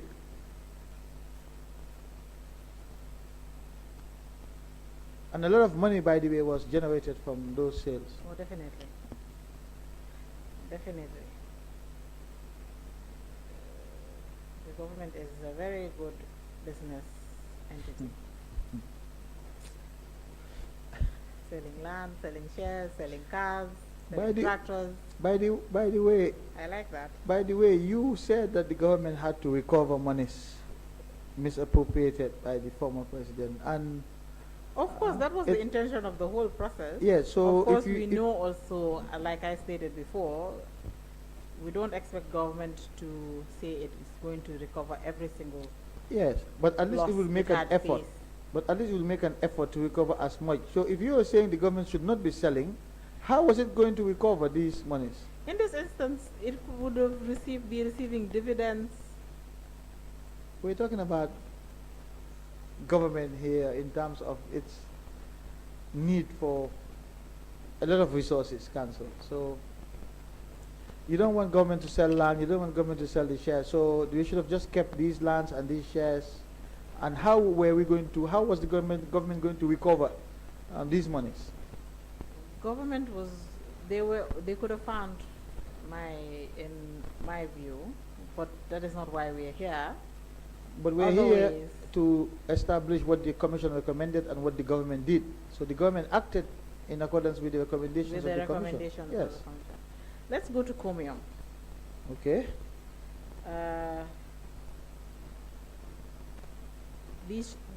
They were shares at Comium Mhm. that were eventually sold as well. And for me, sorry, can you just also explain the sale process? Was the Minister of Justice kept in the loop? I as don't well? know much about the Comium sales. Okay. Gum Petroleum, I knew because this was a lot of money, and I knew that a state-owned enterprise was interested in the matter. That's how I was also briefed about it. But otherwise, I wasn't following the sales as such, so I have no idea who bought what at Comium, and I'm just learning from you today that the shares in Guaranty Trust Bank remain unsold. Yes. The shares at Comium were eventually sold as well in 2020. Okay. Yes. But the receiver did inform this committee that each time he was faced with sales for any asset or any class of assets in these classes that I had listed out for you, he would receive bids and do an analysis of the bids and forward to the Ministry of Justice. Do you recall ever receiving such analysis from the receiver? Yes, the receiver would send me reports, but in terms of the bids, he was dealing more with the Solicitor General and the Department of Civil Litigation. And these analyses were different from reports you were receiving? Yes, the reports I was receiving were reports about a process of sale at a particular period, which report was shared with members of the Ministerial Committee. But in terms of the mechanics of the sale, the bids, etc., I was not involved in that. So, this reporting that he was doing, was it a set period that he had to do? Was it periodic, per se? He would submit a report at the end of each month, or was it quarterly? How often were these reports? I think the reports depended on the forwarded? phases of sale, because the sales were conducted in different phases. Phase 1 had a number of properties, Phase 2 had a number of properties, Phase 3 the same. So, if I am not mistaken, if I remember correctly, the reports were covered the phases, the respective phases that the sales were conducted in. I see. And another thing, just before we move further into the assets the receiver was handling, the money generated by the receiver, was there was there an agreement in whether there is a set period in which the money was supposed to be transferred to central bank? Well, since the government was under pressure to get money, the idea was the monies generated should spend as little time with the receiver as possible. That's it. That's what he was told. Well, yes, and I think in practice the receiver did that whenever there was a significant amount of money, and in any event, I don't recall the receiver keeping monies for more than a week before being transferred, and the decision was made to transfer the monies together with the interest that were accrued in those accounts as well.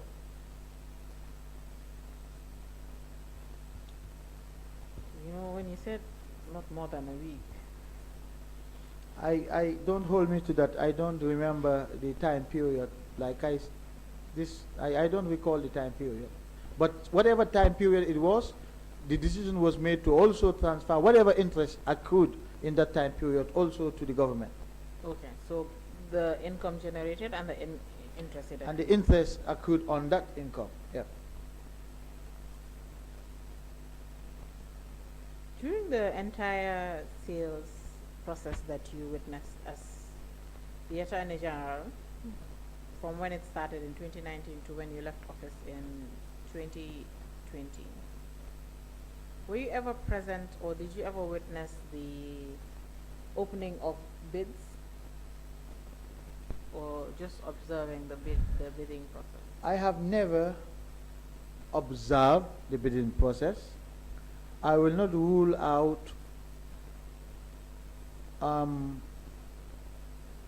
going to the Solicitor General's office on the first occasion of a bid to just see how things are going, and then I wouldn't have spent more than 5 minutes there, if I remember vaguely. But otherwise, I have never been present in the opening of any of these bids.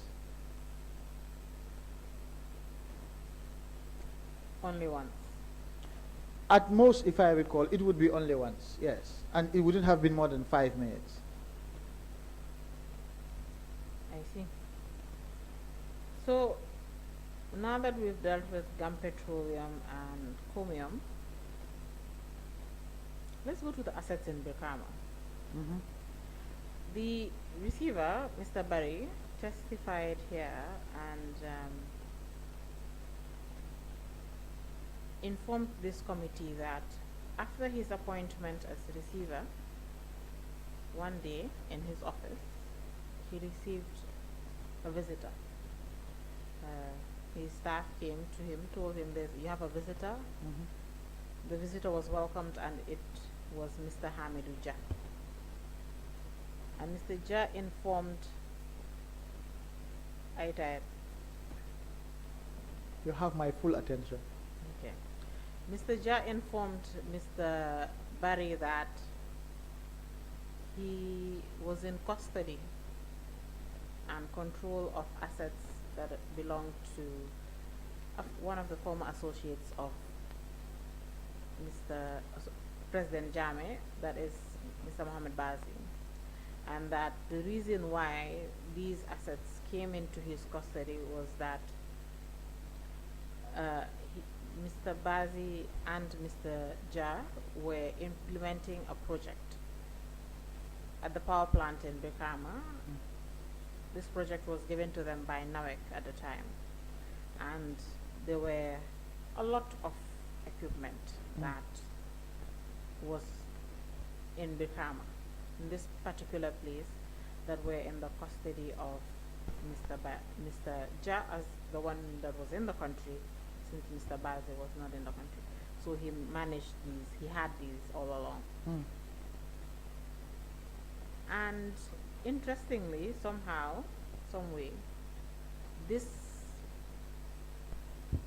assets escaped, it seemed, everybody. Everybody being the Commission of Inquiry, the Ministry of Justice, in doing its preliminary findings in trying to make an application in the courts and subsequently for the legal notice. Mr. Jah kept these assets, hid these assets from the government, from the Commission of Inquiry, waited 2 years after the commission, or after all the efforts the government had put in to recover as much loss as it could, and then approached Mr. Barry about these assets. And according to Mr. Barry, when he was informed about this, he informed Mr. Jah that I was engaged for specific reasons, and the scope of my work does not extend to these assets, which would make sense because the government was not aware about these assets. And then eventually, according to Mr. Barry, he informed the Ministry of Justice. He said he contacted the AG to tell or inform you about these developments. Is this correct? I have no reason to doubt Mr. Barry's accounts. I believe this is the first day of your testimony or the second day of your testimony. You had informed this committee that you were not aware of these assets in Birkama. I'm not sure if we discuss assets in Birkama. Yes, it was raised by Honorable Janneh. No, Honorable Janneh referred to assets by Hamidou Jah, but I'm not sure whether the reference was to Birkama. But these are the assets. Yes, okay. Assets by Hamidou Jah, they are located in Birkama. Yes. So, okay. And yes, my response was that I was not aware. You were never aware of the existence of these assets. Okay, I couldn't remember, of course, but like I said, I still don't remember the reason why I responded in the way that I have done, that I have no reason to doubt Mr. Barry's accounts, is because I know that Mr. Barry will not make a false statement on that. So in spite of my lack of remembrance, I have no reason to doubt his account. So I still don't recall, because like I said, I don't want to again sound dismissive of these processes, but I don't recall to this day, but I don't doubt Mr. Barry's accounts as well. So for our purposes here, let's say I was informed about these machines.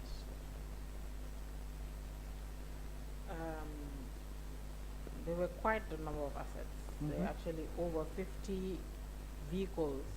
50, 50. Yes, more than 50.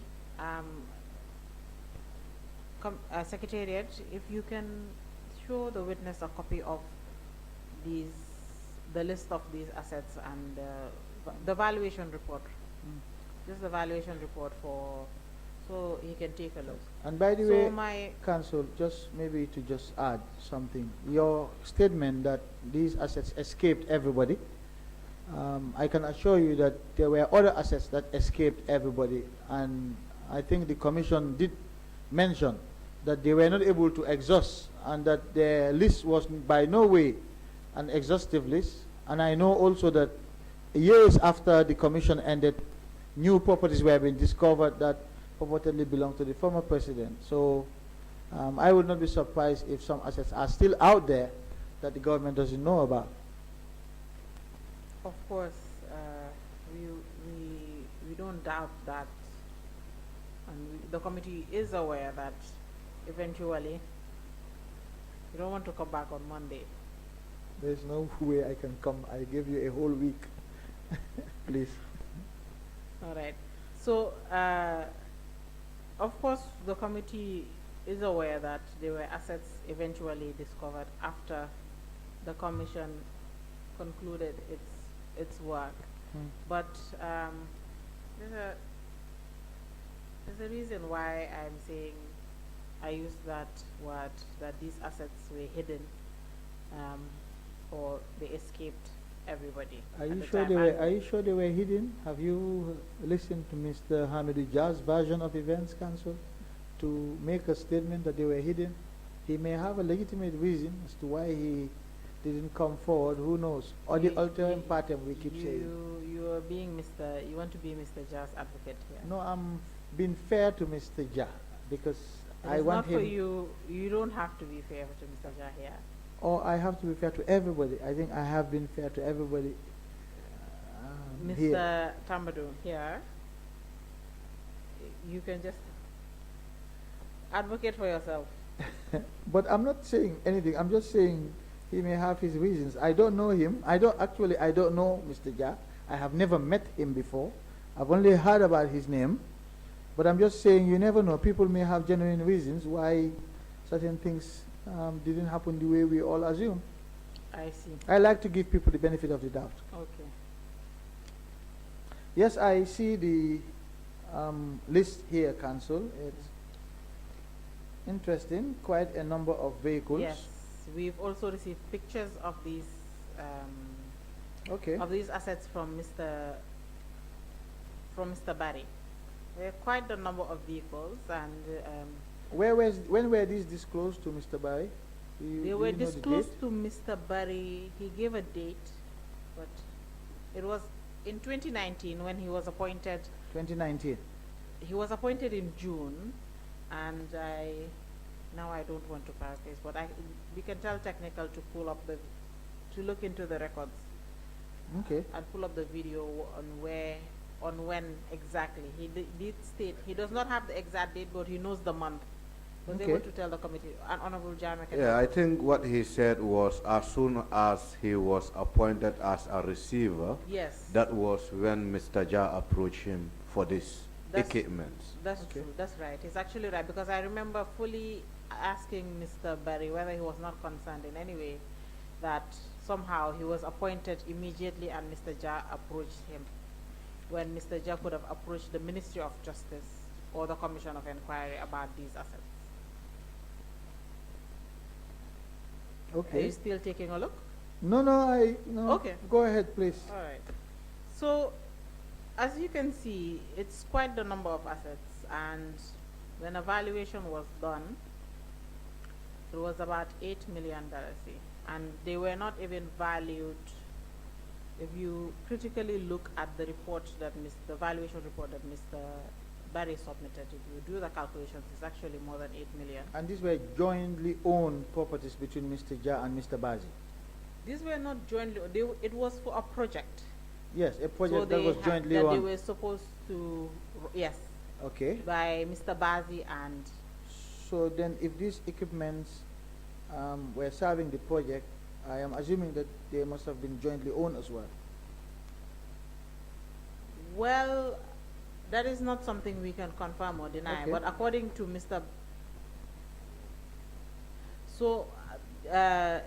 according to Mr. Barry's testimony, Mr. Ja was, should we say, a local partner, or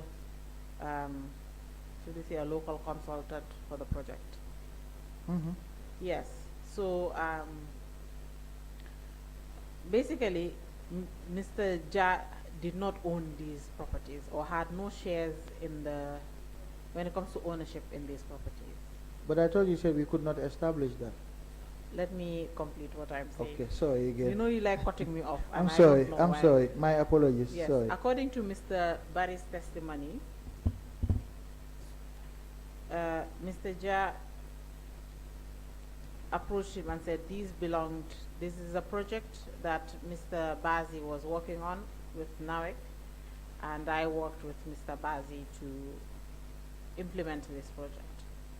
And in so doing, these are assets that belonged to Mr. Bazi for this project and have been in my custody ever since, or since the government came in and since Mr. Bazi left the country. And these assets had been in this place in Birkama, and in Mr. Ja's custody and control. Somehow, some way, Mr. Ja felt like the appropriate person to approach was Mr. Barry. Mm-hmm. And I don't know why that is the case, because the Ministry of Justice or any other government department could have been approached about these assets just for notification purposes. Just out of curiosity, sorry again, did you find out from, do we know who the government implementing partner was in this joint project between Mr. Ja and Mr. Bazi? Who was the counterpart in government It's for this NAWEC. project? I've stated it's NAWEC. So it would have been NAWEC and the Ministry of Energy, of Petroleum. Okay. Petroleum and Energy. Petroleum and Energy. Okay. Yes. So that's the testimony of Mr. Barry Okay. with regards to this. So Mr. Barry said when he received this information, he could not do much about it because it was outside of the scope of work he was given by the Ministry of Justice. And if you take a look at the scope of work, of course, it is outside of it. And then eventually he contacted the Attorney General, and the Attorney General, being you at the time, informed him that, so Mr. Ja also came with a proposal that what he wants is to buy these assets. Hmm. He wants to buy these assets Yes. so that he can own them. And when he told Mr. Barry said, I can't sell this to you because I don't have the authority for that. I need to get approval Yes. and notify the government through the Ministry of Justice, Yes. which he testified here that he did, Yes. and that when he got this approval, he did a valuation of the entire assets. As you can see, it's a lot of items, Yes. and when he did, a report was prepared, Hmm. and that he conducted a sale. Yes. So during the conducting of the sale, there were negotiations. Like I said, in Mr. Barry's calculation, the valuation report, or in the preparation, because he said the valuer was doing handwriting, was prepared the report by hand, and then they typed it out. the total came to $8.9 million and some change. But the committee, in doing its own analysis of the report, did find that it was actually more than 8.9 million. But for the purposes of this testimony, we will stick to the 8.9. And then when Mr. Barry comes back, he can continue from there. Did the committee find more or less than 8? More than 8.9? Yes, it was 9 point something. Okay. Yes, Okay. there was about $900,000 difference. Okay. But eventually, according to Mr. Barry's testimony, the property was sold, or the properties were sold at the tune of $7 million because Mr. Ja negotiated, asked for a discount. Also, I think there is something we need to clarify on the figures. Yes, please. Looking at the evidence that Mr. Barry shared with us, partly it was more. Yes, it was more. But again, if you put the figures together, it was less, like 8.9, if I can 9 recall. million, yes. Yes, so basically, just for clarity purpose, we didn't really have a definite figure that we can rely on as a committee. Yes, the figure is not established per Yes. se. It was basically, I think, he was supposed to mention 8.9 or 9.8, and he mentioned 8.9, something like that. Yes, something like that. But the figures, the figure in Mr. Barry's submissions, he had created a summary to aid it's a report, a summary of a report he had submitted to the Ministry of Justice. But if you take a look at the figure and if you compare it to that document you have, there's a discrepancy with the figures. But what we're just trying to get at here is that when he stated when he engaged the services of a valuer, and the valuer prepared that report, which he digitized. Eventually, he contacted Mr. Ja as the one that said he wanted to buy these assets, but also he contacted the AG to get approval for the sale of these assets. Now, I have two questions here. The first one being, did the Ministry of Justice, or was the Ministry of Justice aware of the value of these assets before the sale was conducted? Was the Ministry of Justice informed? Mr. Barry did inform me about Mr. Ja approaching him on some assets that he declared to him. Yes, that did occur. And the value of the assets? I discussed with him because he mentioned that Mr. Ja suggested that he would like to buy the assets because that would enable him continue with the project work that he was already engaged in, and I thought it made sense because the assets were purchased and were being used for that project. It doesn't make sense to sell off these assets to a third party and then Mr. Ja will have to procure new equipment again, new assets to continue the project. So it made sense naturally to sell these assets to Mr. Ja. And I recall I guess the conversation that so long as it is valued and he is satisfied with the valuation, he can proceed with the sale. Even though the sale was done way below the value, at least more than $1 million below the value price, the assets were sold. Well, at this point, just look at this objectively. These assets were part of a project that was jointly run by Mr. Ja and Mr. Bazi. The project has not yet concluded, and it needs to be concluded because they were building a power plant in Birkama, and Mr. Ja proposed to buy these assets so that he can continue with the project. Would it make sense to sell these assets to Mr. Ja so that he can continue with the project of the power plant in Birkama? If you ask me, I would say it made sense to sell it to him. Now, whether it was 1 million more or less, I guess they negotiated, and because of the unique situation of this case, this particular case, and Mr. Jazz, I think, position in terms of the project, I can live with that. Think of the alternative.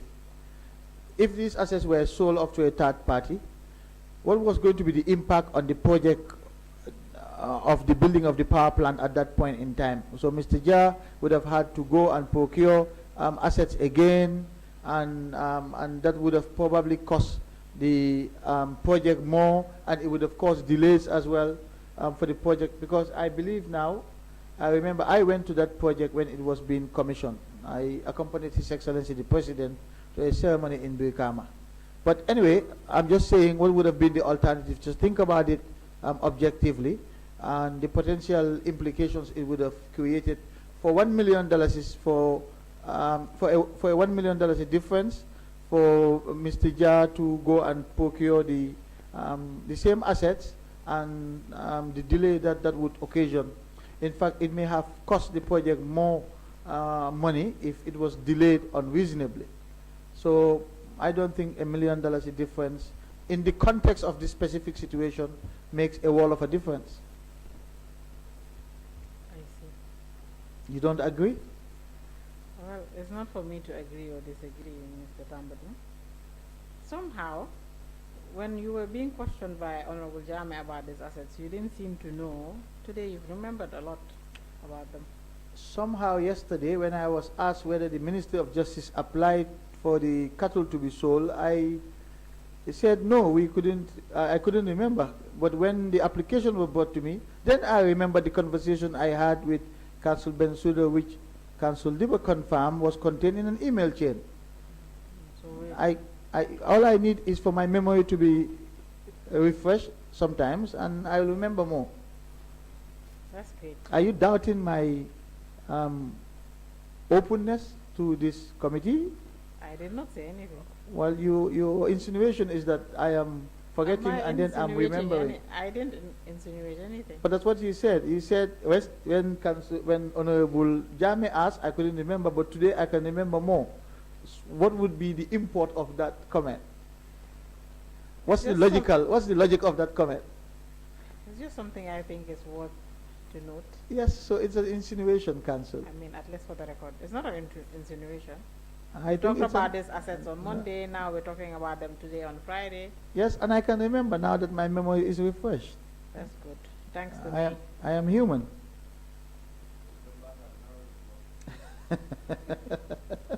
Otherwise, this is not about me. I have no personal interest in, you know. So, I just have one thing, one issue I want you to clarify here for the committee, or perhaps maybe provide an explanation or give us more context, like you would say. Now I'm the one asking for more context. Did when Mr. Barry contacted the Ministry of Justice? When he contacted me, When he contacted you as the AG at the time about these assets, and you, in giving him instructions to sell below the valuation price as well. Council, no, I take exception to that. No, I but didn't give him instructions to sell below the valuation price. We did ask Mr. Barry Yes. about. I asked, he told me about negotiations. I told him to proceed. He said he had authority to sell. Yes, I told him to negotiate and sell. So, and that's why I'm saying if he sold it for $1 million less, given the circumstances, I think that was reasonable.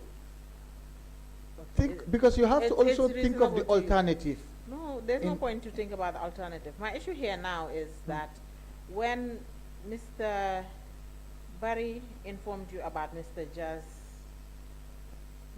and these assets, even before the sale, what was your reaction, especially considering the fact that the attempts of the government were to preserve and so that the government can try to recover the loss as much of the losses as much as it can. Yes. or as much as was possible at the time, Yeah. was quite publicized. Right? Mhm. If there were people resident in the Gambia that were not aware of the government's attempts and initiatives when it came to recovering the loss the state had faced during the 22 years that Janneh was president, if there were people that were not aware, we can say they are not much, because of quite public process, and even Yes. the hearings you would hear on the radio if Yes. you don't have access to TV. So now, and the Commission of Inquiry in particular did not only look into President Janneh and his family, but looked into his close associates, That's right. being different individuals and even corporate bodies. Now, when eventually this information reached you, didn't you perhaps think that maybe it was important to at least engage Mr. Ja, or even wonder perhaps why weren't these assets brought to the notice of the government or even the Commission of Inquiry? No, Council, I did not. I trusted the professionalism of Mr. Barry to handle this because... No, this was not about sale, but the notification I'm Well, you meant if I wasn't curious to know why Mr. Ja didn't come forward with these assets? yes.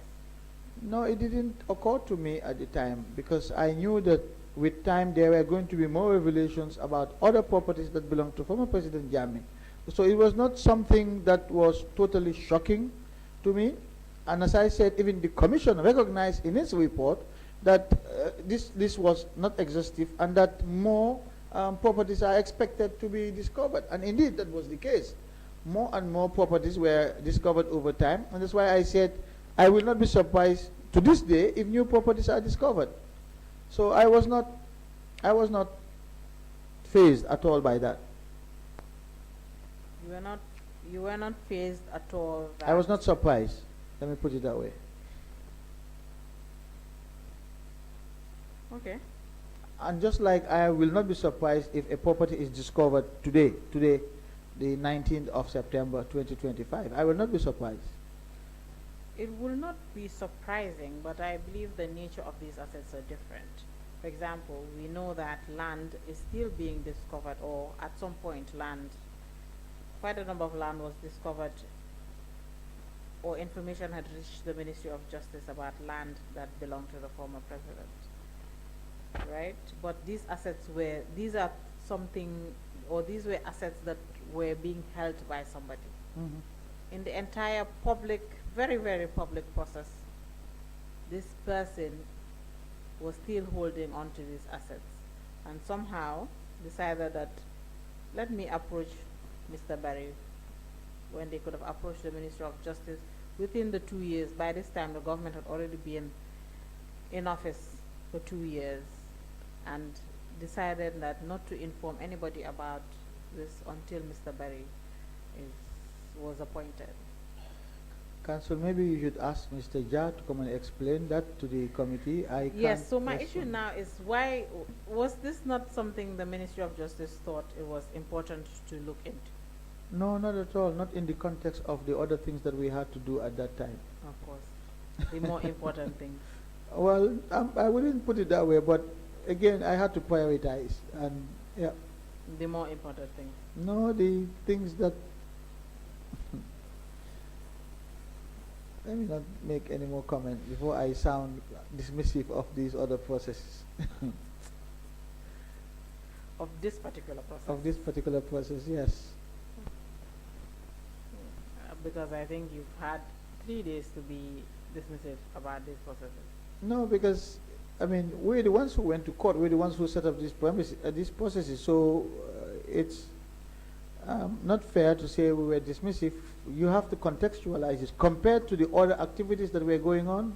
I can understand at This the was time, not. This but was now not my priority. Well, perhaps you can this is- appreciate the importance of the value of these assets. If you were gathering your bag and running across the border again, you would probably appreciate better the I efforts did not we were. run, Mr. Tambadou.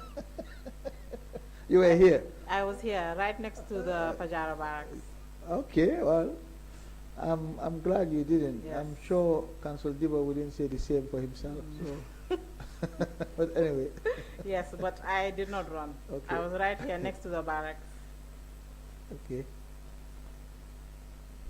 So now that we've covered the assets in Birkama and you've given clarity to the committee about the process that followed, since Mr. Barry's first concern about them was that they were outside the scope of his work, we would come to the assets being vehicles that were owned by DPI, the sale of vehicles. Again, was the Ministry of Justice and you, the AG, updated or received information about the process, the sale process? Yes, I was informed about a few vehicles that were at the hotels, right? These were the vehicles at the Ozone Bay and Sun Beach or Sunset hotels, yes. Okay. And you were aware of the bidding process that followed? I assume there was a bidding process like all the other properties that were disposed by the receiver. Very well. Let's go back to land. And I think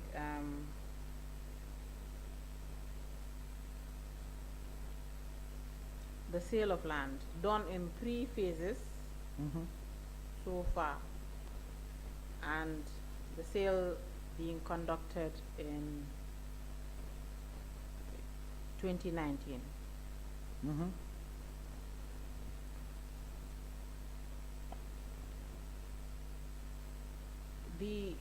There were different properties. The land was in different areas in the country, but mostly we can say in the Greater Banjul area. Banjul itself was the first phase of, or the first place that the sale took place. It was phase 1 of the property sale. Were you aware of a valuation exercise for these properties?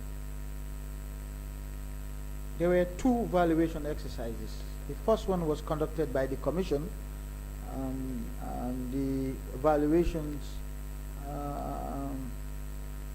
were reflected in the commission's report. And then I know that the receiver commissioned a second valuation on the properties in general that were subsequently disposed.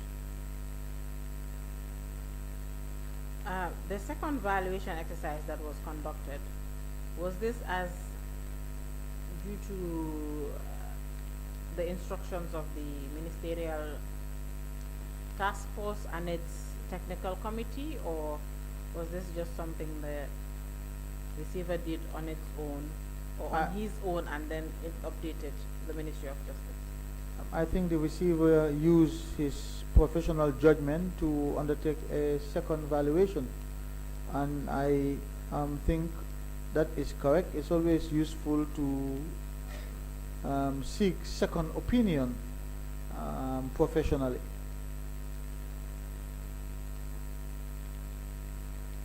A second opinion, however, this was not done for the properties in Banjul.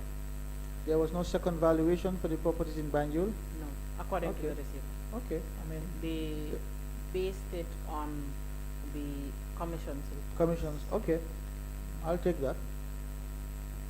So again, when a second valuation exercise was being done for the properties outside of Banjul, didn't the Ministry of Justice think to ask why the properties in Banjul, they relied on the valuation of the commission, the valuation exercise of the commission, and then the others was done differently?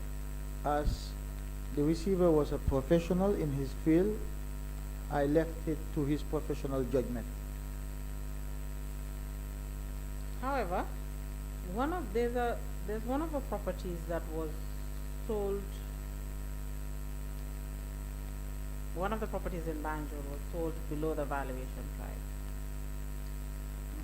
and actually way below the valuation price. Was the Ministry of Justice ever made aware of this, or in receiving reports from the receiver, Mr. Barry, did the ministry notice this and question these issues? You know, Council, what you're doing right now is in my book called nitpicking. Oh, it's not picking. You We're are- in the heart. No, but- we're right now in the heart of the committee's mandate. Yes, but I am coming. You're splitting hairs. You see, when an exercise is conducted, it has to be viewed in whole, especially an exercise that requires the disposal of a number of assets. You will make profit in some of them. You will not make profit in some of them. You will square off in some of them. You will make losses in some of them. What the ultimate goal is, your sum total in the end. Did you make a profit at the end of the entire exercise, or did you make a loss? When you are involved in business, that's what happens. You sell some at a huge profit, you sell some, you balance, or you sell some at a slight loss, and in the end you aggregate your sale proceeds. So I know that in the overwhelming majority of cases, insofar as the landed properties were concerned, the government made generated income that far exceeded the valuations of those properties. It does not mean that in some instances properties were sold at the valuation prices or below the valuation prices, but that those circumstances are informed by a number of factors. So, for example, I know that when the receiver advertised certain properties on his website and in the local newspapers and provided a guide price, at the conclusion of the advertisement period, some properties did not receive any bids from members of the public.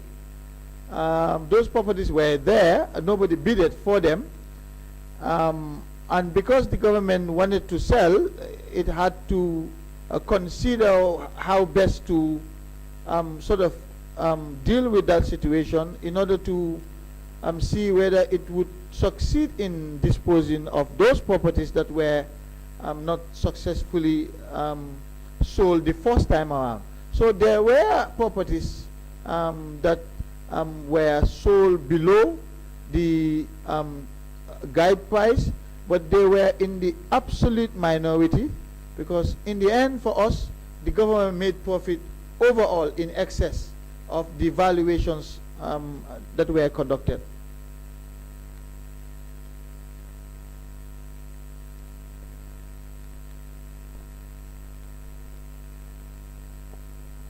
Very well. So, like you said earlier, that whenever the receiver was about to conduct sales, they would conduct an analysis of bids received, and of course, periodically, it will be, he would submit reports to update the ministry and the government on the work being done so far. Yeah. Are you aware that there were government agencies that bought land? Like which agency? I know that we allocated office space to some government agencies for free. I mean, but which government agency? You mean the central bank? and Because when the you say Gambia land- Ports Authority. Because land and property, I want to distinguish between the two. So are you saying land or property? Land is property, but I'm talking about property that was developed and ones that are not developed. So Well, unfortunately, the receiver yes, does not make distinction with regards Okay. to the He just Okay. describes it as property that the Gambia Ports Authority bought. The property, so the Central Bank of the Gambia bought Hmm. is it's well known. So the one that the GPA bought, was it bought below the value, below the valuation price? That's what I want to understand. No, exact at the valuation, sold for the valuation price. Yes. So the Gambia Well, Ports my Authority issue here is not about the sale, they say, you interrupted me before I could complete my question. Okay. I think you don't want me to ask you a question. No, I am actually enjoying this. Okay. You seem to be yawning a lot though. So, It's been a long week. for you, it's been a long month for us. I'm sure. Yes, so my issue here is I was just going to stop at Banjul for the time being, but my issue here is, and I was thinking that if you were going to pick up on the commencement of my question, it would not be about the price actually. It would be about government selling land to itself.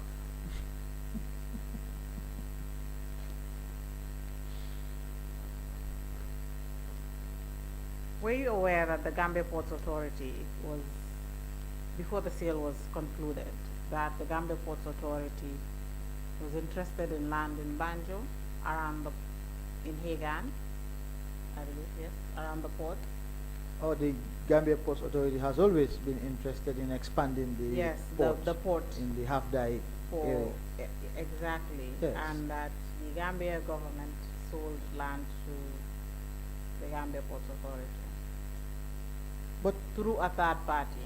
yes, but council, you don't think, you think, are you suggesting that the government should have given that land to the It could have state-owned enterprises? allocated it to Y- allocated it to the Gambia Ports Authority. You know, the Gambia Ports Authority does not give the government anything. If the government deals with the I Gambia don't know Ports why Authority, you want to refer to government allocating land or government well, the government wanted to handing generate o- income. handing over assets to its agencies as gifts. No, these have separate legal personalities, council. The Gambia, Mr. Tambadou, the issue here is that a government agency was, like you said, government had given or allocated properties to other agencies for free. I don't know what you were. well, rent free. What would Rent free. Yes.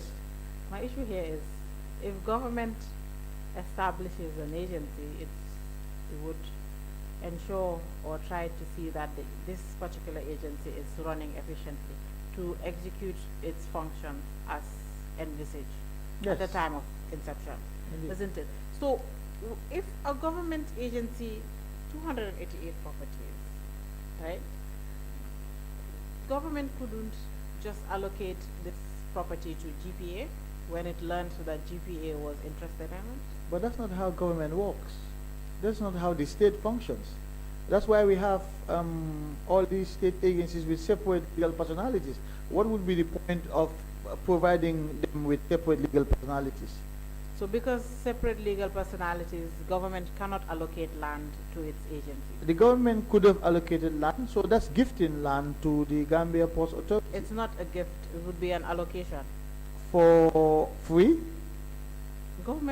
Does government allocate land or at a price. at huge prices? I mean, you would pay the land rent and the allocation fees. Yes, it is for free when you say allocate. So that would have been a gift. There are fees paid eventually. Yeah, but these are administrative fees. So, It still doesn't make it a sale, it's a gift in that case. again, why didn't government just allocate this property to the GPA? Because the GPA charges government for its services. Why doesn't the GPA provide free services to the government? So now, Mr. Tambadou, are you saying that in general, government shouldn't allocate proper land or anything to its agencies? I'm not saying that. Government should do business with itself.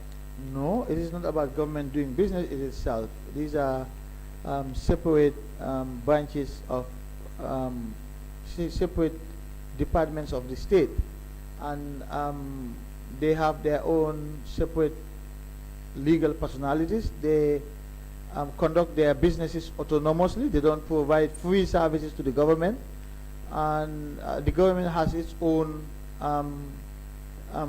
responsibilities and has its own financial targets for the year, and it has to meet those targets, just like these state-owned enterprises also have to meet their own financial targets. So just think about it. State-owned enterprises do not provide free service to the government. NAREC does not, GAMTEL does not, even though the government owes them huge monies. But if they were one and the same, they would not be charging the government bills. So I don't know why you want the government to provide free services to these state-owned enterprises and you don't have it the other way around. This is central government. They have to raise income because there are targets in the budget. They have to pay salaries. Government doesn't pay the salaries of state-owned enterprises. State-owned enterprises pay their own salaries. Government has to pay salaries of government workers. Where do you think it's going to get the money from? These enterprises do pay eventually dividends to government, no? Yes, they pay dividends, but we have all seen the dividends that they've been paying to government. Some of them have not paid to government a dividend in years. Is that why government is selling land to itself? This government is very interesting. It sells land, it sells cars. Government is a very good business. Are you dismissing the recommendations of the Janneh Commission? Mr. Tambadou, I am not in any way dismissing these. But the government's actions were premised on the recommendations. My concern is these are 288 properties. Two government entities are interested. Each one of them are just interested in one property, and government could not allocate this to. So the government should have been a Samaritan and allocate to itself. It's not to government. And then, interestingly, conducting the sale. Now is it government selling land? That's one thing. Government selling land to itself, another thing. But government here selling land to itself through a third party. Government is not selling land to itself. And second, all of this was based on the recommendations of an independent commission of inquiry that was set up to guide the government. To sell land to itself through a third party. Oh no, it was government that, it was the commission that recommended for the properties to be sold as a way of recovering monies that were misappropriated. Mr. Tambadou, the issue here is government selling land to itself through a third party. No, Council, that's not the issue. A third party is benefiting in government selling land to itself. Well, a third party was appointed as a receiver as recommended by the commission. And then government could have just allocated this land to itself, to these agencies. These are its agencies. It would be very. I know what you want me to say. I'm just giving it is unusual. No, it is not, because these state-owned enterprises charge the government. You're interrupting me. But this, no, You are because we've been interrupting back me. and forth on this. You don't even know what I'm going to say. Okay. Or unless you can read my mind. No, I cannot. Exactly. So, like I was saying, or like I was trying to say, government, it's unusual for government to sell land to its own agencies. If government establishes agencies, it should want to see that these agencies are executing the functions that they were established to do so. Shouldn't it? So therefore, if these agencies need land in order to execute the functions, or need space in order to execute the functions in which they were established to do or to carry out, it is quite unusual for government to do that and then sell this land through a third party. Government is selling land to itself and has brought somebody to be in the center of the issue, and then the transaction is passing through that individual. Council. But Before you respond, you can allow them both to put a context of what you're saying as well. sure. Yep. Thank you. Yes, it's working. Thank you, Chair. Mr. Tambadou, I think what the council is actually saying, I can give you a typical example. In 2018, when the Minister of Finance did supplementary appropriation, a part of the money, to be exact, 180 million, was actually appropriated to Central Bank of the Gambia for recapitalization. And it is the same Central Bank of the Gambia that bought the Future Lake building. So essentially, government actually do help some of these institutions because they own them. So if government is selling to itself, when in fact they can give them with the hope that their operational expenses actually can be lowered, because when they make profit, then they can pay dividend. And the case in point in the Gambia Ports Authority. Because when Ports Authority buys, which means their cost of operations or the expenses will actually go up. So that actually limits the dividend, the potential dividend the government actually is going to earn. So that's exactly what he's trying to say. Like instead of selling or buying on your own from government to government, why not you give them? Because when you do that, you're actually supporting them in various ways, like the cash injection that we did in 2018 to the Central Bank of the Gambia, where 180 million was given to recapitalize the bank because they were almost in trouble. So that's exactly what we're trying to get at here. I fully understand that point, Honorable. And it from the point of implementation of a recommendation by a commission of inquiry by the government at the time. And it was the commission that recommended for a receiver to be appointed, which the government accepted and implemented. It was the commission that recommended for the properties to be sold in order to recover monies that were misappropriated, which the government accepted and implemented. Now, whether state-owned enterprises should have been treated differently is perhaps something that should have been thought about at the time. But were there any approaches made by the state-owned enterprises to the government in terms of whether they whether specific requests were made? I don't know. I am not aware of that. But for that, Mr. Tambadou, the recommendations of the commission were not mandatory on the government. And that was why a ministerial task force was also set up to look into certain things that government will implement. Not so. Indeed. Yeah. So those decisions could have come at that point if the ministerial committee should say, okay, perhaps this particular property can be given to Jeep Gambia Ports Authority without anything. Don't you think that would be executed? Yes, absolutely, if the matter was brought to the attention of the ministerial committee. But I do not recall at any point when a state-owned enterprise had approached the ministerial committee on such matters. It's not about approaching Yes. the ministerial committee. It's about the ministerial committee taking that decision, because I have seen in the recommendations, the commission would recommend something, but then the ministerial committee would recommend another thing in the disposals of those assets. I'm not sure whether the ministerial committee deviated from the commission's recommendations on properties. No, I did not say that. Yes. I know the ministerial committee recommended on their own. Because Yes. let's say the Janneh commission would recommend for a particular property to be sold by auction. Yes. The ministerial committee will say, no, this one we are going to reserve it for government. Yes. Yes. That is So true. now these two recommendations are not the same. That is true. That is what, Yeah. what I am trying to say as well. Okay. But so what I'm also saying is the ministerial committee would have been informed that these state-owned enterprises needed these properties for one reason or another. I don't recall an instance when the central bank or Gambia Ports Authority informed the ministerial committee that they were interested in these properties, so that the ministerial committee can discuss what to do with those requests. If you see what I mean, the ministerial committee needed to be aware of the interests of these state-owned enterprises for it to even discuss it with the receiver. But if it was not made aware of these interests, then it wouldn't know. And if these state-owned enterprises submitted bids, as all bidders were instructed, sealed and sent, and then it was opened and they were informed and they paid, without the knowledge of the ministerial committee, because the ministerial committee will only know the bidders and how much were paid in the report that will be submitted after the process for that phase.